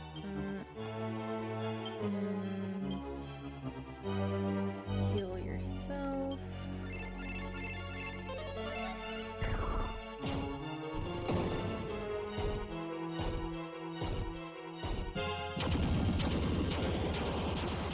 God, my favorite kind of turn. Oh my god.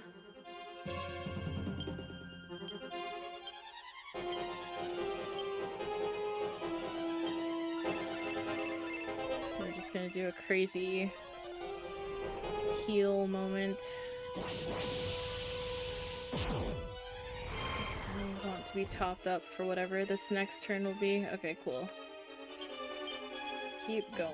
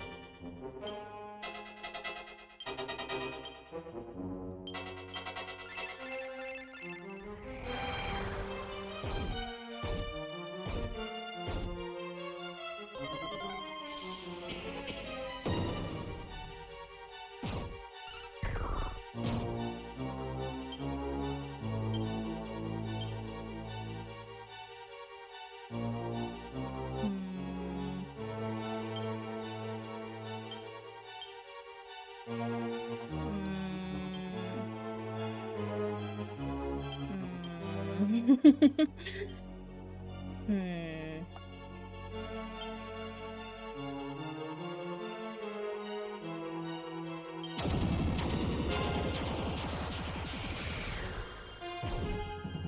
It always has to be Alice, right? Always, always, always. I'm fucking tired of it. I'm tired of it. God, sorry, I just get so mad. Yep, okay, now he's starting his bullshit. It was just a matter of time. Oh, okay, God. We saved it, we saved it. I woke up. I'm tired of it too. In-game me is tired of it. Trying to get Shenron to grant a wish? Yes, that's actually exactly what this is. This is quite literally exactly what this is.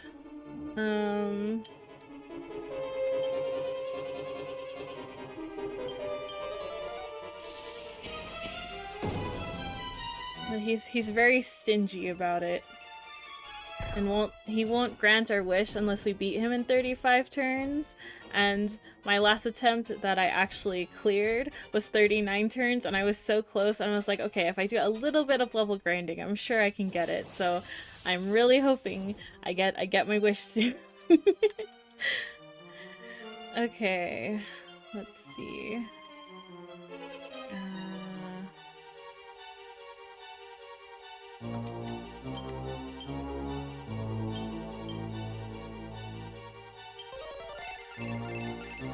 Like, I'm pretty happy with like the flowchart I have for this fight at this point. It's just a matter of him not doing stupid shit, and also my wizard rings not breaking so early. But yeah. Yes. One more turn of this, and then I will have to start wizard ringing with Alice just because I want to not run out with her.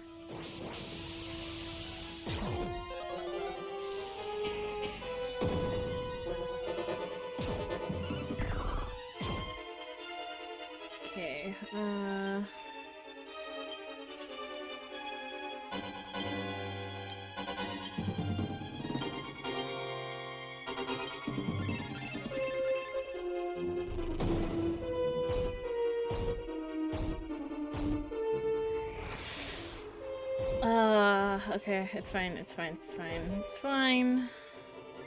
God, I knew it. I knew he would do that shit. Okay, we're just gonna use this time to just really get our shit together.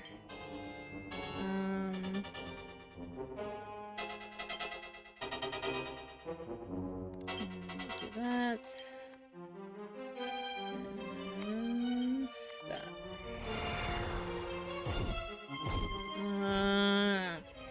Okay, I don't like that he can go twice when he takes a nap. Like, that's so stupid. Why? Why is that a thing? Why is that a thing that he does?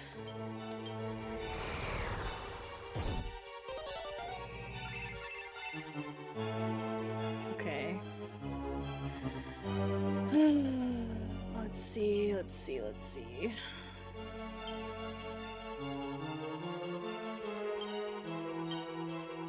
We are wasting turns when we have to recover like this. No way! Are you for real? Like, he could have put May to sleep, I wouldn't have gotten mad, but it had to be Alice. It always has to be Alice.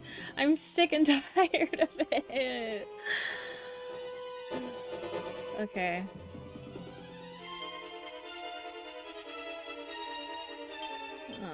I don't think this is gonna be the, Wait, is May asleep too?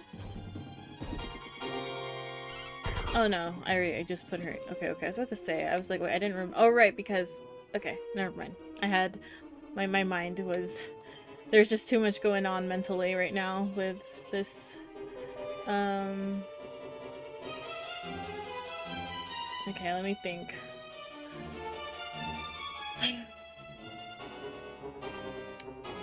I actually should have looked up how much MP or HP this guy has, but I did not.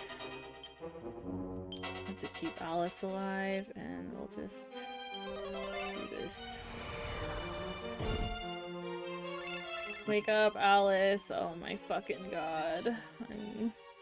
I'm so sad right now.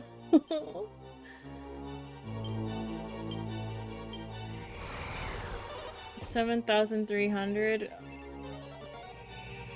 I feel like I don't know.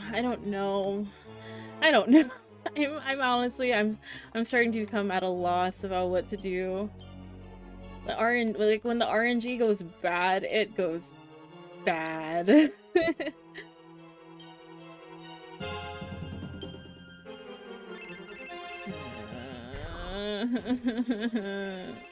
Like, I think if he just didn't have that falling asleep move, this wouldn't be so bad.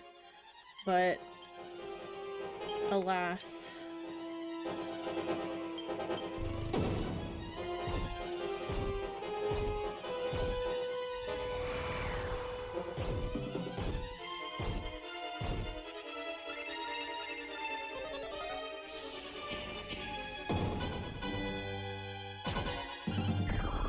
Also, I need to start counting my turns, because, like,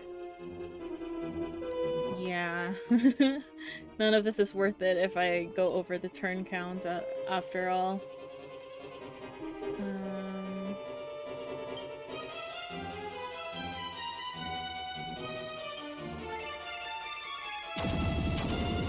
Oh, thank you.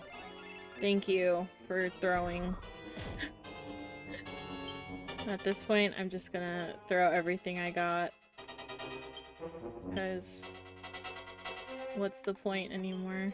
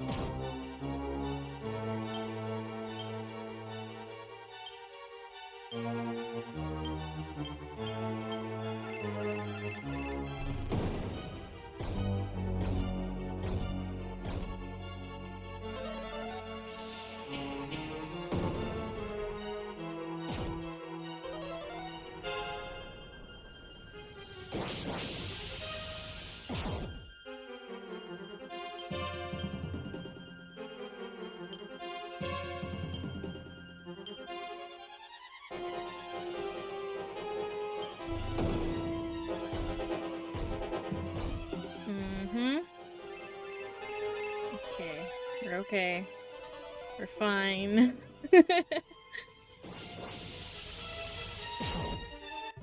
Okay. Let's see. Oh my god! Finally! After almost 7 hours. We finally did it. Oh my god. I'm exhausted. I'm tired. That was an incredible fight. Yeah, it was. You're like, it was an incredible fight. I only put you to sleep like 7 times, like a cheater. Grant you a wish, but only one. What will you wish for?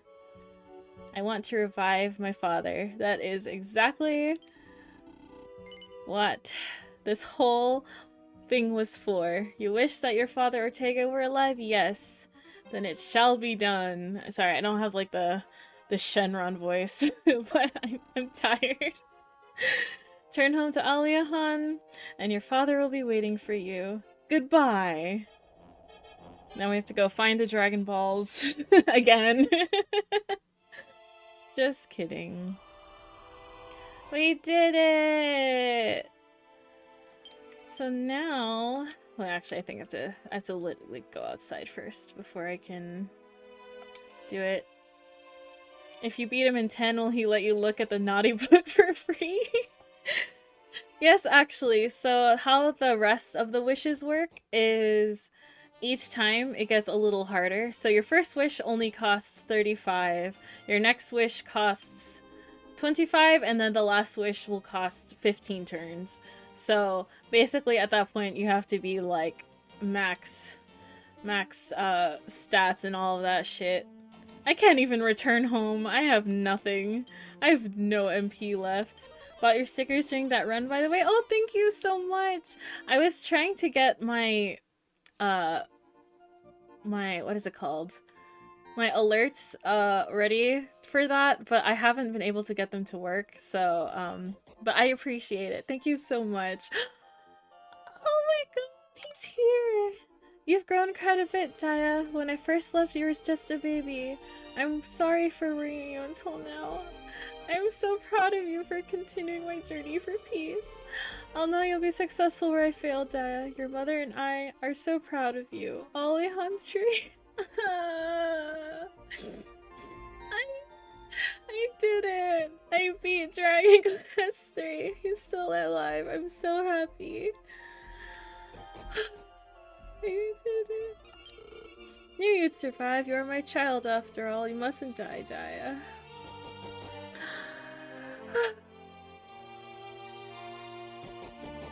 I'm so happy. I could I'm done. This is it. I'm just gonna heal and save, and I'm done with Dragon Quest 3. After all of that turmoil. Holy shit. I'm trying like not to cry. Like, I love Ortega. he's just dad of all time, dad of the year.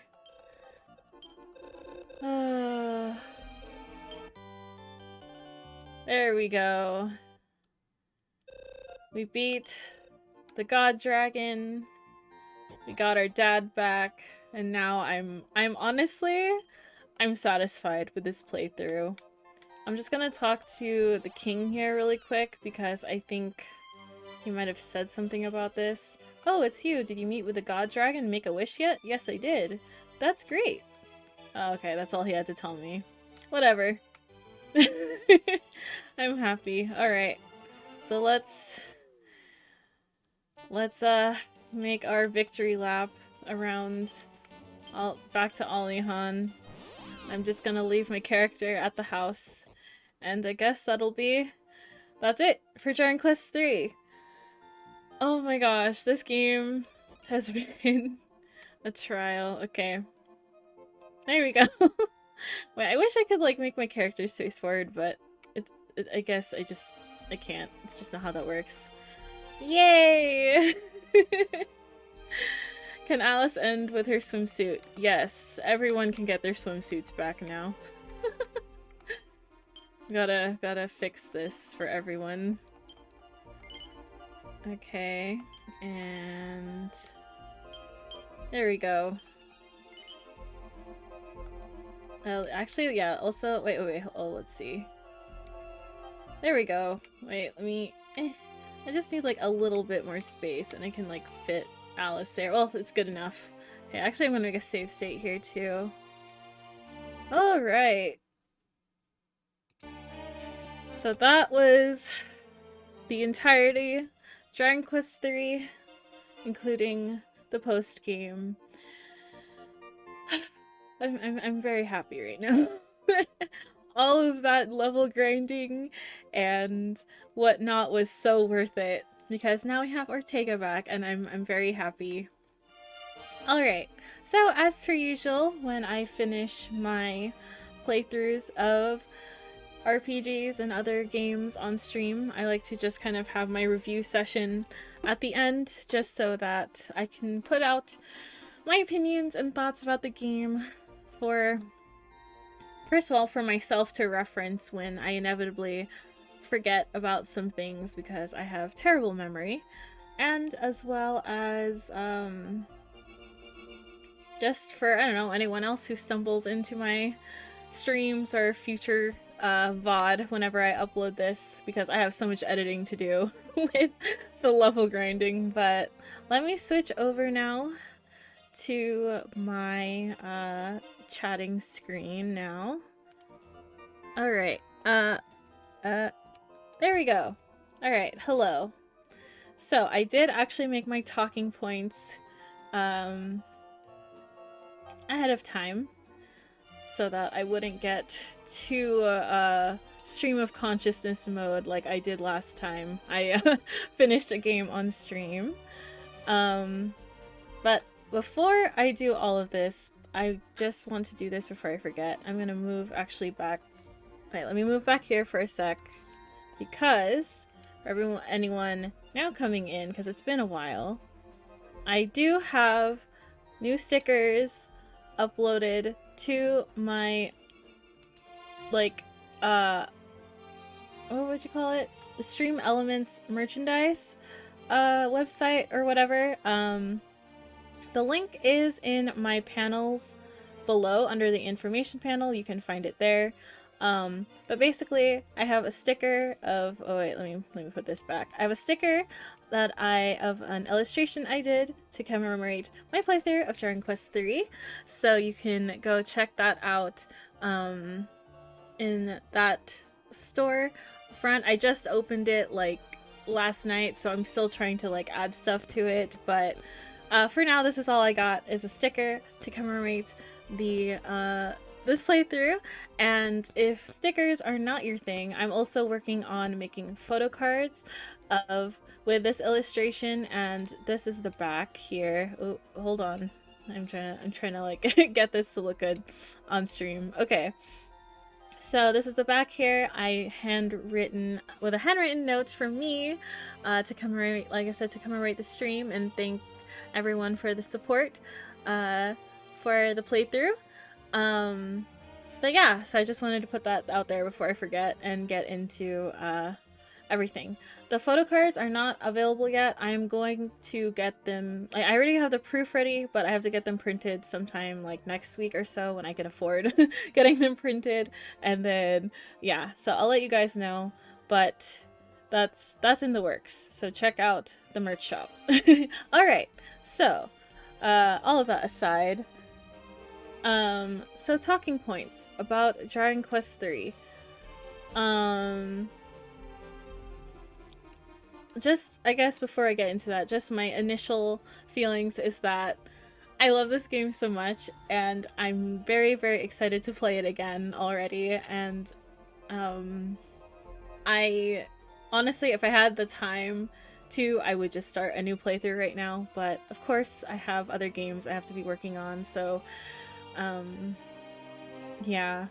But I'm very excited for the HD2D remake, and I can't wait to see what that version of the game will have in store for us. But alright, so to Daiya's talking points about Dragon Quest 3. So I guess the easiest topic to talk about first is the party / job class system. I liked that this game was very customizable and you can play in whatever way you want to. So for me, I obviously had a little bit of a gimmicky party, not a super well balanced party, but the game gives you enough tools to kind of work with that. Like, for example, my thief was essentially a cleric, even though they were a thief because of the Sage Stone. And I like that, you know, you can pretty much job class at any time once you reach that point and just build the characters however you want. I've definitely heard of people doing like crazy team comps, like they've done like I think there are people who literally try to clear this game with every party possible, which I think is very interesting. Like, so yeah, so like the 3 gadabouts party. That's something else. I mean, some people, I think I mentioned this while I was level grinding earlier, some people,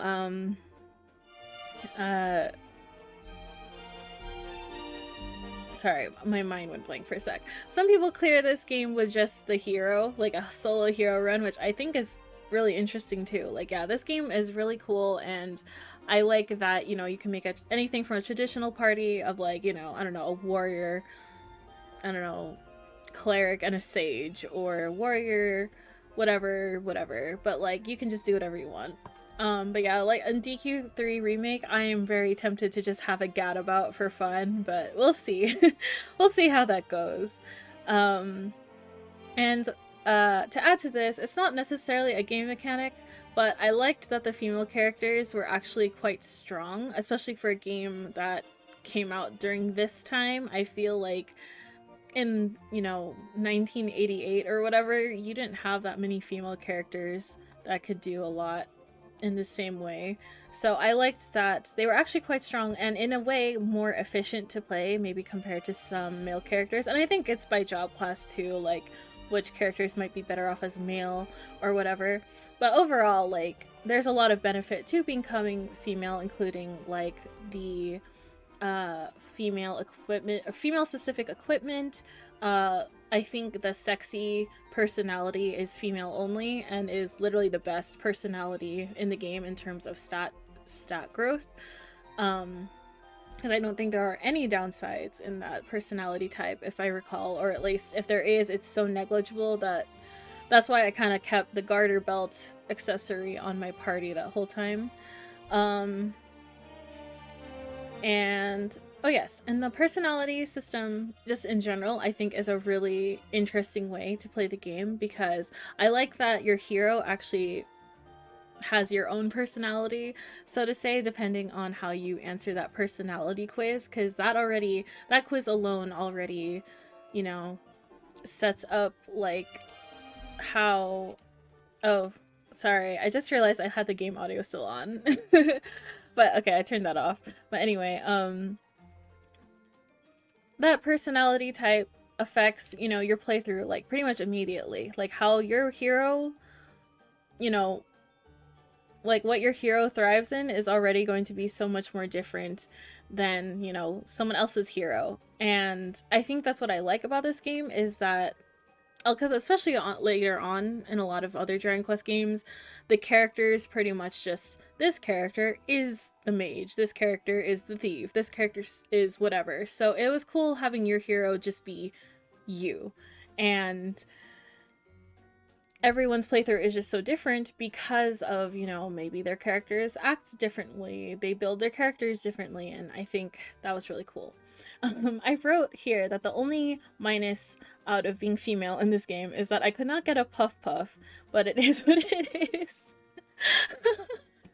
Wait, it was sad though. Like I actually did look up the puff puff animation on YouTube because I was curious about it, and I'm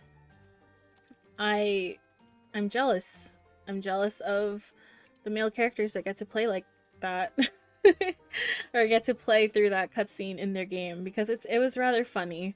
But hopefully, yes, in the remake they fix that, because it's very important to the Dragon Quest experience that I can get a puff puff. Oh yeah, I also, to add to that about just the whole female character experience, I like that a lot of the characters would still actually be like, oh, you're Ortega-san, wait, you're a daughter? Like, I like that the NPCs would actually react differently to your gender, which I think is pretty cool. Okay, so speaking of NPCs and whatnot, our next topic is the overworld and story, which I think is one of the, well, at least for me, the biggest draw to this game, because as much as I have fun like making my own characters, I'm okay with like, if I have the static characters that are already doing their own thing. But this game is literally just adventure, the JRPG. So as I said previously, the original version of this game was for the NES and it came out in 1988. And for a game that came out in 1988, and considering the technological limitations of the time, they absolutely nailed the open world or the freeform feeling of the game. I'm someone who I'm very picky about open world style games, and obviously this is not like open world in the same way like, I don't know, Breath of the Wild is, but considering how you can customize your party and kind of explore all of these different towns and kingdoms and villages kind of freely after a certain point, it really makes you feel like that, I did follow a guide for a majority of the stream, only just to keep the stream going. But if I were to play this in my own time, I probably wouldn't have needed a guide. I can imagine myself like just wandering around, going to all the different towns, talking to NPCs, and kind of piecing together for myself what I could be doing next. Because they actually did a great job of putting the NPCs. Okay, because first of all, if you're playing a game like this, you have to talk to everyone. Like, I get really tired of people that are like, I don't know what I'm doing because I don't want to talk to any of the NPCs. But I'm like, that's like half of the fun is seeing what everyone has to say in like these games. As part of, you know, the whole world building stuff and like whatnot. But yeah, and like at the end of my playthrough, I found out about the whole like how your hero can actually have a recall spell or like action or whatever, which will save the last piece of dialogue that you find from an NPC that you might find interesting. So for example, if I don't know, NPC in this one town is like, "Oh, I heard the yellow orb is in such and such town." Okay, well you can save that and you don't actually have to remember it for yourself. Like you can just kind of skim through what you saved, like which dialogue you saved, and be like, okay, I'm gonna go for this next. Or like, oh, I heard this NPC needs this key item, and then they'll give me this, and it's located in this town, or like whatever. And I think that's really cool. Again, for a game in 1988, for me to be able to just go wherever I want, like, that's great. I feel like a lot of games during this time are like that too. Or like a lot more games uh that wanted that freeform feeling like in the older times, I feel like nailed it more than current games. And I think part of it is because current games are modern, they're trying to look realistic and like whatever. But that's I don't know. That's just I just love it because I think other games that give me the same feeling are what is it called? A Link to the Past. I think is another good game where you could literally just play that game and do whatever the fuck you want and still figure out how to get through stuff, and I love that. And I'm excited, especially because of the freeform nature of the game. I'm very, very excited for the Dragon Quest III remake because it's just going to be so, so beautiful just running around everywhere. Like, I had a really good time playing Octopath Traveler. I haven't finished Octopath Traveler 2, but I have finished the first game and did all like the bonus dungeons in that game as well. And I really, really enjoyed just running around in that game and seeing everything. So I'm trying to imagine that, but Dragon Quest, I'm just like, oh my god, this is gonna be the best game to ever exist.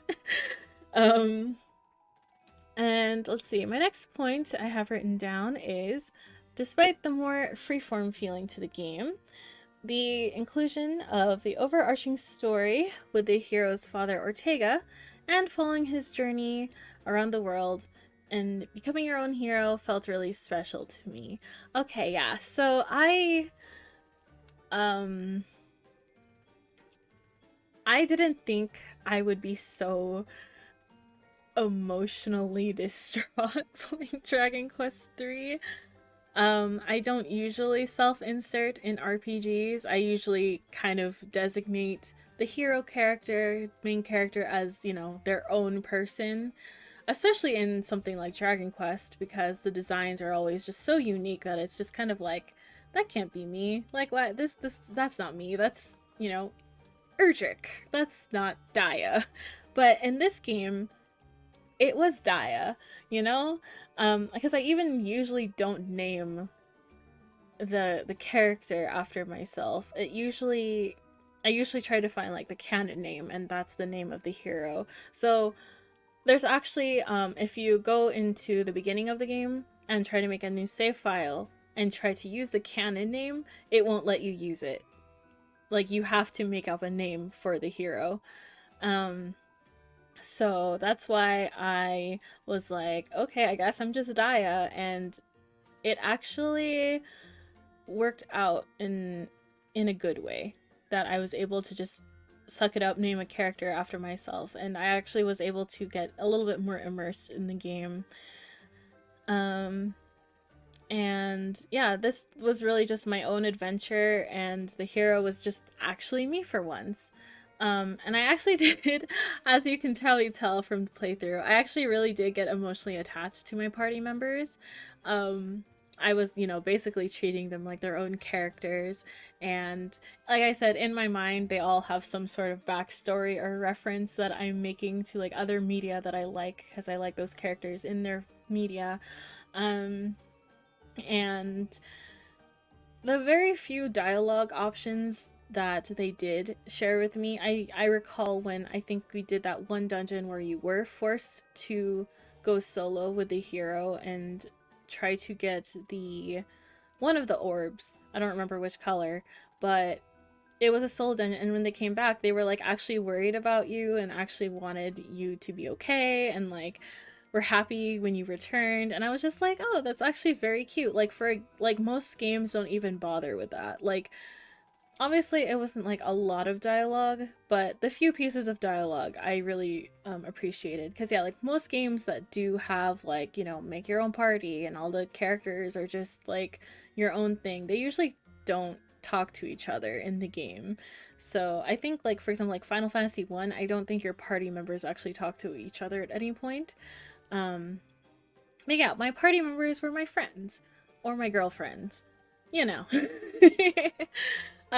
But yeah, like seriously though, like yeah, I loved my party members, and I hope another thing I hope is in the remake they make use of the fact that your party members do have all different personality types, and maybe you can have different party chats based on the personality types you give to your characters. So maybe that way, even if you don't, it maybe will influence you to not use all these like, min max personalities, and maybe try to like use some interesting personalities just so you can get interesting banter in your party. Like I might be asking for a lot, but I think that would be very cool. I really liked the Sage, yeah. You liked Alice? I wonder why. um, but getting back to the main story, it was still really fun to just explore all the different towns and just seeing all the different cultures shown. Um, I vaguely heard about this game being a whole, it's based on the real world thing, and then when I saw the map, I was like, okay, wait, why does this kind of look like an actual world map? Um, and that's because it's based on the real world, and I think that's really cool. Like again, what other games coming out during this time were doing something like that? Like I think that's really cool, and like you really are just going on a world trekking adventure. And the thing is too, every town, like I'm terrible with names personally, so I might not remember the names of the town, but I'll remember a town by like, oh, that's the town that was like in ruins, or oh, that was the town that, I don't know, there's that one graveyard that had like a secret underground, and like the king was like a troll in disguise or something. Like there's always something so memorable about each town that I feel like some JRPGs just have a town, they might have a theme going on, and that's it. Like whatever. But like this game, I distinctly kind of like remember, oh, the characters acted like this in the town, or the characters like went through this kind of story in the town. And the part that stood out to me the most probably was visiting Jipang, or Jipangu or whatever.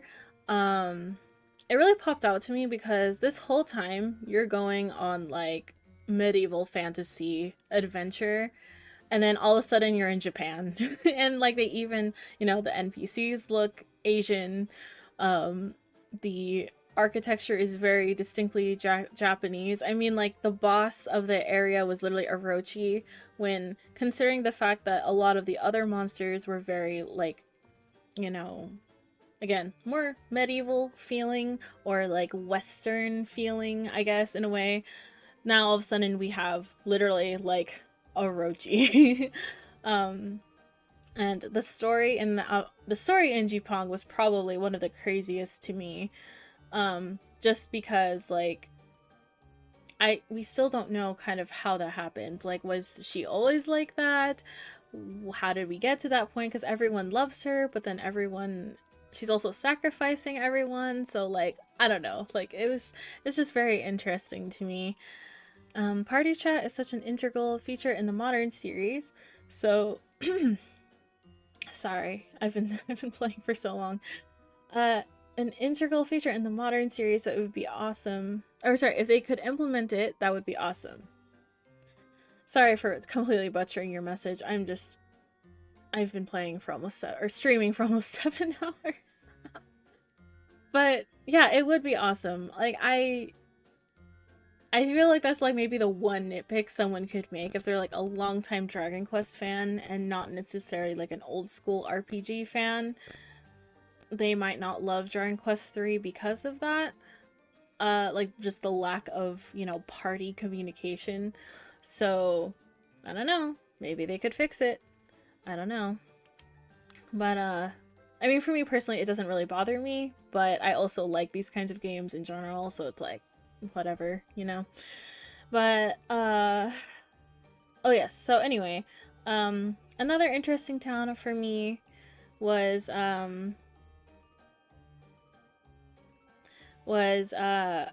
Blankberg, or the new town or settlement or whatever that we had to send our dealer to kind of work on as we progress in the game. And it was really interesting to actually make your own town in the first place in a game like this, because like it you don't really expect to do something like that, I feel like, in a game like this, especially let alone like how long ago this game came out. Like you don't tend to backtrack to areas very often in games nowadays, I feel like. So finding a place to just kind of set up shop and see what happens was fun. And what also made it interesting is that it's essentially a reference to Jamestown, which I learned is the first settlement in the US, which is a side of history that I think doesn't really get talked about much in video games. Like, I don't recall anything really like that in video games, and it might be also partially because it's a touchy subject here in the West, especially in the US. But yeah, I like how they just kind of reference that part of history for the like America portion of everything, and seeing how everything played out was fun. And I'm interested to see if they make any changes or like just see how it goes when the remake comes out, because yeah, like again, Octopath art style, seeing how it'll like build up, it'll be great. The destroyed town is my favorite in the game because your experience with that town changes based on what time you enter it. Yeah, okay, so I really wish I came back at like nighttime, like for my first time entering that town, because I think it'd have been way creepier if I was like, oh, okay, let's talk to everyone, and then if I came back during the day and they're all dead. But also, it's still pretty creepy that they're all dead when you first arrive anyway, so, you know. Either way, it's still pretty interesting. And like I said, that adds to the whole, like, everyone's experience is just so different playing this game that it's just another variable in that, which I think is very cool. And one of my favorite parts of the overall just gameplay and story and everything was getting Ramia. As I've mentioned previously, this is the last numbered title Dragon Quest I saved to finish. For some reason, I'm an idiot who saved Dragon Quest 8 and Dragon Quest 3 as the last Dragon Quest I had to play. But in a way, I'm glad I did, because I was able to appreciate them so much more now that I am more familiar with the series. And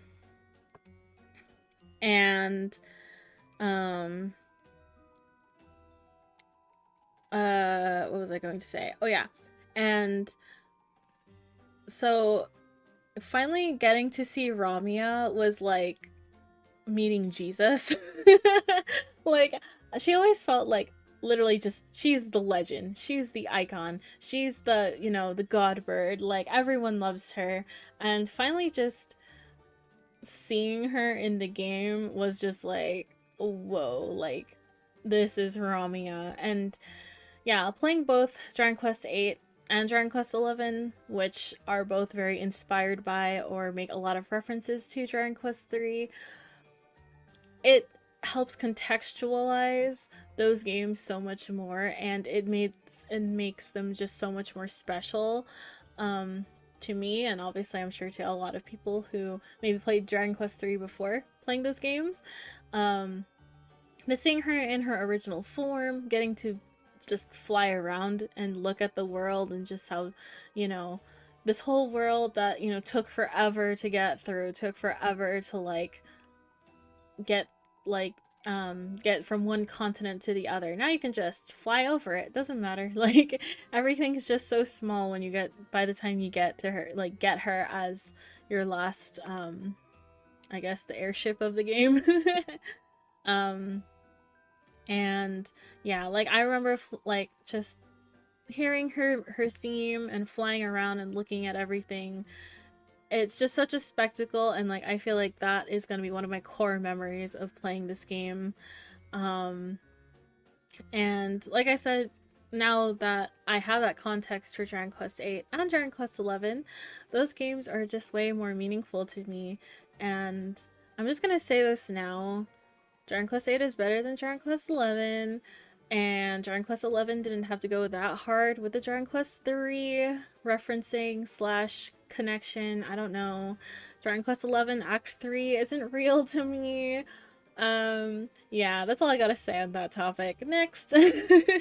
um, alright. So, the overall biggest highlight for me, though, is just the main overarching story with the hero, how it reflects Ortega's story, but also connects with it.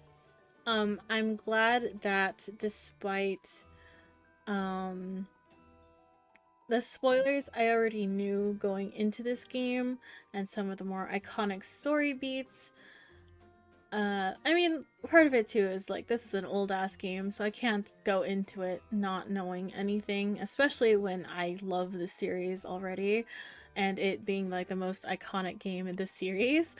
It's kind of impossible to go in without spoilers in the year 2024. However, I think that falling into Alfgard still blew me away, and listening to the music was like, whoa, this it's different when you're actually playing it for yourself and you actually have played Dragon Quest 1 or Dragon Warrior or whatever. And I'm glad that despite everything, especially that despite everything that got spoiled to me, I did not know Ortega was still in Zoma's castle or whatever. And, you know, if you guys were watching the stream, I fucking bawled during that time because I just was not prepared for that. And I'm glad I played this version of the game because the cutscenes just made the pain cut deeper than it had to. Yeah, I can't believe I literally cried. In that time, I really just wanted to just cry for like at least like 5 minutes, but I was like, okay, we got a stream to run, so we gotta keep going. But like, if it was up to me, like if I was just playing that by myself, I would have just closed the game, like make a save state, close the game, go cry in a pillow, and then come back to it. Oh yeah, that was probably the most memorable moment for me in the game. And like literally he was fighting for his life, and like the fact that he still thought about us, it really just like hurt me. It hurt me, but like I also made like I just appreciated him so much more because, you know, usually the parent in a Dragon Quest game that dies, usually it's sad, but it's kind of like you're given time to get over it so that by the time you are later on in the game, it's sad, but it doesn't hurt you anymore. Ortega's cutscene made me realize it still hurt me. It still hurt me seeing what happened to him, especially because you're given like small crumbs of hope to like, oh, maybe he's alive, oh, maybe he's still down here, but oh, he's probably dead, because like what kind of psychopath would just swim from Remoldar to Zoma's castle? Our dad, apparently. um but yeah, so yeah, that part just that's going in my scrapbook for like top top like cutscenes or whatever in video games. But yeah, like you really just feel the love he has for you, even though, you know, you're exploring this giant world. There's just remnants of him that makes you feel like he still cared about you despite everything. And I think, and I wrote this part while I was writing my script for this section, and I kind of cried while writing my script because, yeah, like, I couldn't even keep a straight face writing the script because, like, that's just how much this cutscene, like, emotionally impacted me. But yeah, like, I think a lot of people can resonate with wanting to make their parents proud, and there's a huge part of me that really wanted to show Ortega, like, hey, like, we're here, we've done it. And like, I think that's why I spent like 7 hours level grinding to revive him, because I was just like, I am willing to sit through this if he knows, so he can know that, you know, we're okay, we're a real hero now, we've made it. Yeah, I like I love it. I love it. And I think probably the easiest comparison for other Dragon Quest games with similar plot points. I'm not going to spoil it too much because like I'm going to play this game soon. But I think Dragon Quest V is probably the biggest comparison you can make. But as I said previously, this is what I wrote because like I'm going to start getting choked up if I start thinking too much. I think Dragon Quest III really hurt more because it is part of the main plot, and the game length is just enough to make you motivated to like want to get revenge for your father. And you know, that's kind of like how I felt going into this game, right? Like I was like, oh, our dad is so cool, but he died, so like let's get our revenge. But like I wasn't like as emotionally attached as I could have. So for example, in Dragon Quest V, when something similar happens, it's pretty early in the game, I would say, and it was really sad. It was devastating for me at the time because like that was my first like real Dragon Quest game, like traditional Dragon Quest game. And I was like, oh my god, like this is depressing, but I didn't cry over it because it's like, you know, a time skip happens, you know, other stuff is going on, and it's like, all right, that part I'm sad about is over and it's time to move on. But this whole game, you know, there's just bits and pieces of like, oh, Ortega did this, oh, Ortega visited our, like everywhere just kind of reminds you of what happened, and you're just like constantly motivated to just keep up with it. And yeah, but like I really thought I had closure over the whole thing until, yeah, like I saw the cutscene and I lost it. But yeah, and my final point I had to make here is that's the beauty of Dragon Quest, despite sometimes being called generic or not maybe as flashy as other series, as, I don't know, convoluted as some series. I'm looking at you, Final Fantasy. I think sometimes there's beauty in getting to the heart of the matter, and sometimes the simplicity can really be the thing that evokes the most emotions. Again, like I kind of just threw Final Fantasy under the bus there, but that's how I feel with some of the later titles. They try to do so much, and you can't just sit down and appreciate like the few characters in front of you for too long because, oh, some crazy stuff happens, and like, you know, it's supposed to be sad, but it's just so much like, this is happening, like, oh, this person's dead, but you've only known them for like an hour total. It's like, it's like an hour total in like, you know, a 100-hour game or something. Like it's just really like I don't know. Although I will say FF16 actually mitigated some of those problems, but we'll talk about that when we we ever play that on stream, if we ever play that on stream, because I feel like my computer is going to explode if I try to do that. But um yeah. Let me catch up with the chat really quick. Sorry, I kept talking because like I'm this game got me fucked up. Um if you enter during the day and all you see are ruins, you're left to wonder what happened, only to find the sit-ins still roam the town after death. But if you enter at night, you see a bustling town and get to know people, only to find out during the day that everyone you know are all dead, and it makes it sad. None of it is ever explained, leaving you to ponder over what happened. I think they mentioned that it has something to do with the Demon Lord or Baramos or whatever. I'm not 100% sure about that. Like, I think they're like just cursed by, you know, the Demon Lord doing his thing there, but like I might also just be making that up right now. But yeah, like that town was really just like, this is creepy. And oh, actually seeing that game in the remake is actually going to be super, super interesting. Or seeing that town in the remake will be super interesting. Ramia is one of the most magical parts of a JRPG I've ever experienced. Yeah, exactly. Like I love Ramia. I am a Ramia stan. We love Ramia. Praise the goddess. But is Ramia the goddess of Dragon Quest, or is the goddess like someone else, and Ramia just kind of like works in that circle of godhood people?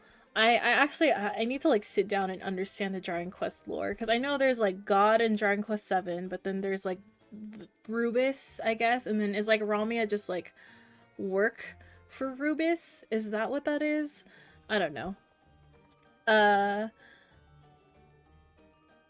yeah, you finally, and then that's like regarding Ortega, you finally get to truly meet him and get to know him since he left you when you were a baby. Yeah, exactly. Like the game does a really good job of like, this is who Ortega is.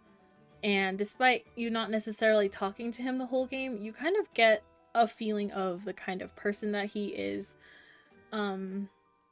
regardless of like talking to him or not.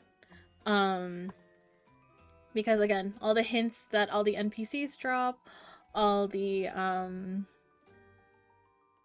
like, I guess like just because you can actually see the effect he caused and like the influence he caused in the towns that he visited. Because I think there's like that one town that was like obsessed with Ortega, right? Like they were like, oh, is he back yet? Like I think they gave him a nickname and like everything, and like they were so excited to find out like, you know, you were their kid. And it's just like, you could really tell like he was just such a good person despite not even talking to him. And like some games really like try to make you love a character so much, but they try too hard and it just doesn't feel like you want to like them, you know what I mean? Yeah, FF16 destroyed me. Did so many good things with its story direction. Yeah, I agree. FF16 is like, I how should I say? I am not 100% in love how they handled overworld stuff in that game, but the combat's pretty fun. And I like the story and the characters. So yeah, I think it's a good direction for Final Fantasy in general. I feel like Final Fantasy is finally on track, but I'm like, you know, like Dragon Quest, I feel like I can never complain about. I love Dragon Quest though. Like I know Dragon Quest 12 is about to be like really edgy.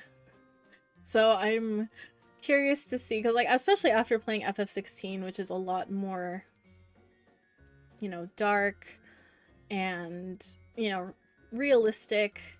And actually reminds me of Final Fantasy Tactics, which I think the people who made that game were inspired by Final Fantasy Tactics.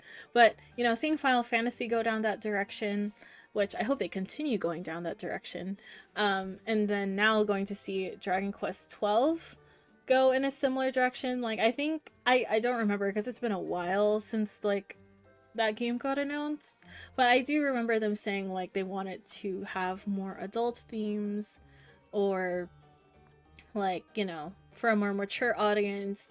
And I'm curious to see where Dragon Quest 12 will go, because, you know, as I said previously, like, Dragon Quest has just such a, you know, simplicity, but it evokes a lot of emotions. So maybe seeing like a more serious Dragon Quest, I'm curious to see how they'll pull it off.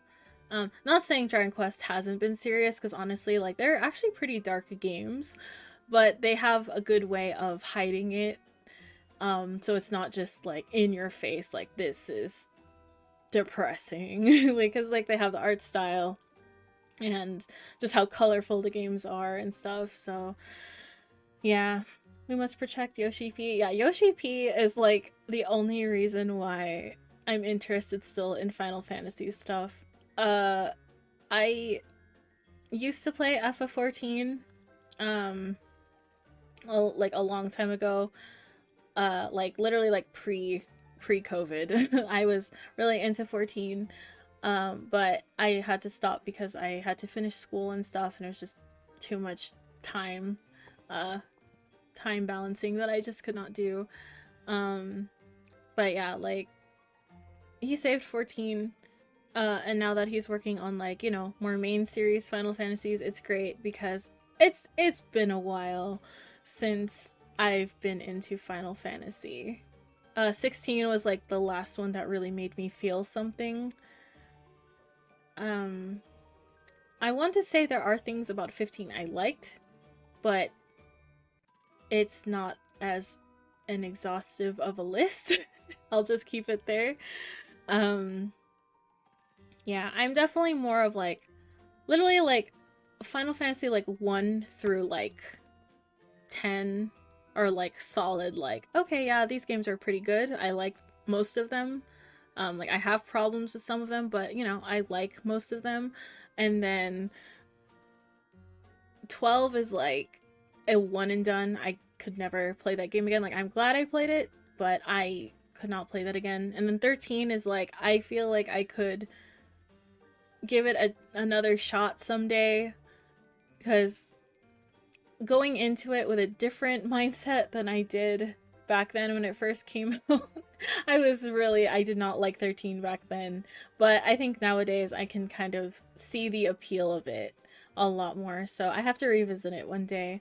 But yeah, Final Fantasy is very like I mean, that's like the easiest game to compare to Dragon Quest, obviously, and it's just like, it's very interesting to see how both series changed and didn't change over time. Like, obviously Final Fantasy is always like trying to do something new, and, you know, sometimes they do something new and it's good, but then certain aspects of the game suffer because of that. And I think that's how I feel about 16, because I know they knew people did not like how you could just finish Final Fantasy 15 by just holding X the whole time.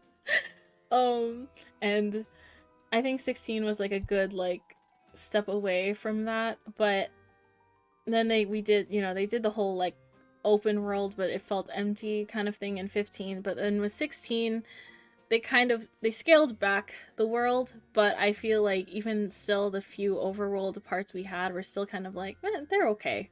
I wasn't particularly like interested in anything besides just, you know, the main like hub worlds and like whatever. Like, I wish there was a reason to like go outside and do stuff still. Because there's like the monster quests, and then like, I don't know, one treasure chest for every like 500 miles or something. Like, it was like, then the actual combat itself was like really fun though, and then like the icon battles, I always want to call them like summons.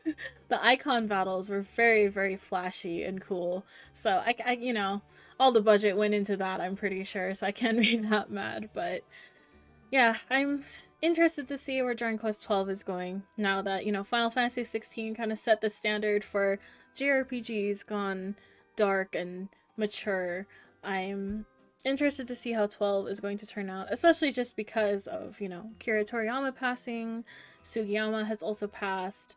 You know, the trio. It's now just Hori, and like, what does Hori have cooked up for us to experience? So I think they said that Sugiyama and Toriyama already had some work done for 12, so it's not like they're starting like from scratch or anything, but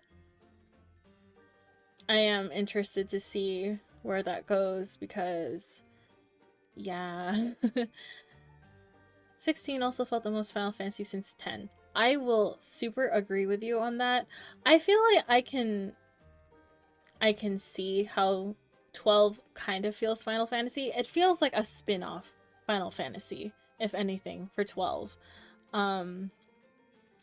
But yeah, 16 definitely made it feel like Final Fantasy again. And it really is just putting it back in a medieval setting, like, changes the whole vibe, like, entirely. Like, it's crazy that going back to, you know, the Final Fantasy 1 through 4, I guess, vibes. I guess kind of 5 too, huh? Like, 5 was the last, like, medieval-ish Final Fantasy, because 6 was, like, already kind of steampunk. And then 7 and onwards. I guess 9. 9 was also a medieval Final Fantasy, but at that point, that was kind of like a callback to old Final Fantasy. So yeah, 16, like, yeah, going from, like, waiting from Final Fantasy 9 to all the way to 16 to get another medieval fantasy from Final Fantasy was a long time. But I enjoyed it. 12 feels more like a spin-off in the way Tactics does. Yeah, exactly. That's why I guess it's, you know, the Evilise games. They kind of have their own vibe going for them, which is why 16 turned out the way it did, because it was inspired by Tactics, I'm pretty sure. For Dragon Quest, I'm hoping we get more Dragon Quest monster games in the West. Absolutely. I would love to get the Switch ports or whatever of the first couple Dragon Quest games in English, because now that people, you know, like the Dark Prince, it'd be nice to introduce the older titles. I've played the first 2 monster games already, but it's been a very long time, and I would love to play them again if they got re-released in a different format, because I just emulated the Game Boy versions of those, and yeah, I really enjoyed them. And I think there are a few other monster games, like Dragon Quest Monsters games, that just straight up haven't left Japan either. So yeah, there's a lot to look forward to if they decide to dip into that spin-off series at some point. Speaking of which, I still need to finish Dragon Quest Monsters 3, and I don't know if I'm going to on stream or not, because I don't know, that kind of is like I enjoy, like, playing it while I'm unwinding before bed or, like, whatever. So it's kind of hard for me to stream it. Because I don't know, I'm just more chill when I play that game. So, I don't know, but I am working on that game. But as for when I finish it, I don't know. Also, now that we are heading to the end of the stream, if you guys have any specific recommendations for any games you'd like to see me play, please let me know, or feel free to tweet at me, or like whatever, if you have an idea later on, because I'm still kind of at a crossroads of what I want to play next, and I for sure want to play Dragon Quest IV next. Like, I'm for sure wanting to just have my second playthrough of all the other Dragon Quest games. I might not, like, no life the game like I am current, or I was current, like, with Dragon Quest 3, just because I have, like, I need new games to play. So I'm for sure gonna play maybe like Dragon Quest 4 like once or twice a week, and then have like my other game I'm working on. But yeah, so if you guys have any recommendations, let me know. Right now, what's on my mind is a few indie titles, like Witch Spring R, and Sea of Stars. I heard very good things about. I think that won an award or something recently. And it's like inspired by Chrono Trigger. I don't know anything about Witchspring R other than it looks cute, and it kind of reminds me of Atelier, which is why I'm considering it. I think there's like a Mori, which already came out a while ago, and I've never gotten around to it. I think it came out during a time I was really busy and not playing video games, so like, it just never came up until now, and I was like, oh, I'm streaming now, so maybe I should like work on it. I don't know. That, or I'll just save it for another time. But yeah. And then I also want to work on like more read along type games. Like I've been really wanting to get back into Ace Attorney because it's been a while, and I think it's a fun like visual novel adventure game. But yeah, so if you guys have any ideas, please let me know, because I I have a lot of options to pick from. I have a lot, like they're all under my, I have like below in my Twitch panels, I have a games panel, and I have a lot of like to play games. Oh, another one is SMT5. I have to finish my playthrough. If you guys know, I don't really love that game, but I feel like I need to finish it before Vengeance come out, so I don't know.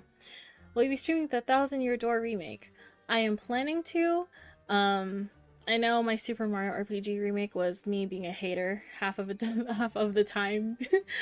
um, but I actually do like Paper Mario. I was actually thinking of emulating Paper Mario 64, but emulation is not super great for that game, so I am putting a pin on that later. I think it's on Nintendo Switch Online, but I don't have like the premium version of it that lets me play that, so if I play that I have to get that first, which I'm like, I don't feel like paying for that right now.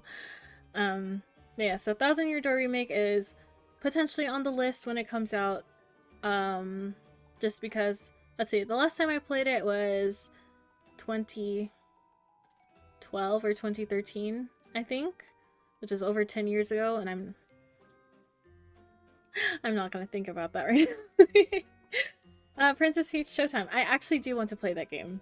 I am terrible at platforming games, but I love Princess Peach and it looks really cute, so if I pick up the game anytime soon, I'll probably stream that. So maybe I'll stream like Dragon Quest IV and Princess Peach Showtime or something. Thank you for reminding me about that game. I actually, like, that was actually a game I wanted to get when it came out, but like I've just been busy and just never got around to it. So maybe I'll play that in the meantime of figuring out which RPG I want to play next. You can make cake? I'm excited. I think you can also like dress her up in like different outfits and stuff. Like, not like, obviously she has like the different like powers and stuff in that, but like you can actually like design the outfits or something, like from what I understand. So I'm excited for that. But all right. It is 4 in the morning for me. And I have been streaming for almost 8 hours, so I should probably start packing it up because I do have some stuff I have to do tomorrow. But I guess my final words with Dragon Quest III is I love this game. I love Dragon Quest III. I can't wait for the remake just so I can play it again, like, immediately. I need it I need it out soon. I very much recommend this game if you love Dragon Quest, if you love old school games, or maybe if you don't love old school games, you might still like this game. I don't know. It's just a good time, and I really enjoyed it, and I can see why it's considered a very iconic game, and just influenced the industry like crazy. Again, imagine this game. It's 1988. And you're playing Dragon Quest 3, like, man, that must have been a time. But yeah, like, I love this game. Definitely top 3 Dragon Quest game for me. The other games in my top 3 are Dragon Quest 6 and Dragon Quest 8. In terms of trying to order that list, don't ask me because I can't decide. But those are my favorite Dragon Quest games, but I really do like all of them. Well, Dragon Quest 2 is okay, but that's just me being like, that's a little too much for me. But okay. Any last things I have to say before we head off for the night? Oh yes, tomorrow's stream, well I guess technically today now, Saturday at 8 p.m. PDT, I will be streaming my very first ever sponsored stream. I will have more details when that stream starts, but you can check out the panels below to see a spoiler about what game I'll be playing for that. And then yes, check out the new sticker shop. I drew everything myself, so I put a lot of love into it. And photo cards coming soon to commemorate everything that I play. And yeah, if you have any recommendations, feel free to tweet at me or DM me or whatever. I will take them into consideration. Dragon Quest Tier Maker win. I don't know. Maybe when we finally like full cycle like playing through all the Dragon Quest games. So maybe when like I finish Dragon Quest 11 for like the third time, we can rank them there, because then I'll have all my streams to like kind of help me remember, okay, this is how I felt about this game and like blah blah blah. But yeah, so thank you guys for tuning in to my long ass stream. I am very tired, but I feel very fulfilled. So I won't be after tomorrow, just in case you guys don't want to come out for tomorrow or can't make it or whatever. My next stream will be probably later next week because I won't be here, and for a while I'll be back. I'm going out of town for Miku Expo on Sunday and won't be back until I think Tuesday, so I might stream Tuesday night if I'm not too tired, but I'll be back by Wednesday next week. So yeah, just letting you guys know, I'm not disappearing. I am just going to go meet Hatsune Miku. But alright, thank you again for everyone who came by. I really appreciate it, and all the support playing these games. Like, sometimes I get nervous playing like these kinds of games on stream because I'm like, man, these are not like the most popular games. But then I remember it's not about the games being popular, it's about because I love them. I love Dragon Quest. I don't care, even if it's still a little bit underrated here in the West. I still adore it so much. And like I said previously, the Dragon Quest 3 playthrough was dedicated to Akira Toriyama. May he rest in peace. Thank you, Toriyama Sensei, for everything you've done for the series and the industry at large. And I hope that his legacy lives on forever. And I hope Dragon Quest lives forever. I love this series so much, and it means a lot to me that you guys have come out for this game. Well, alright, I'm gonna start getting ready for bed because I have to wake up in like 5 hours from now. So yeah, thank you again, and I'll see you next time. Bye bye.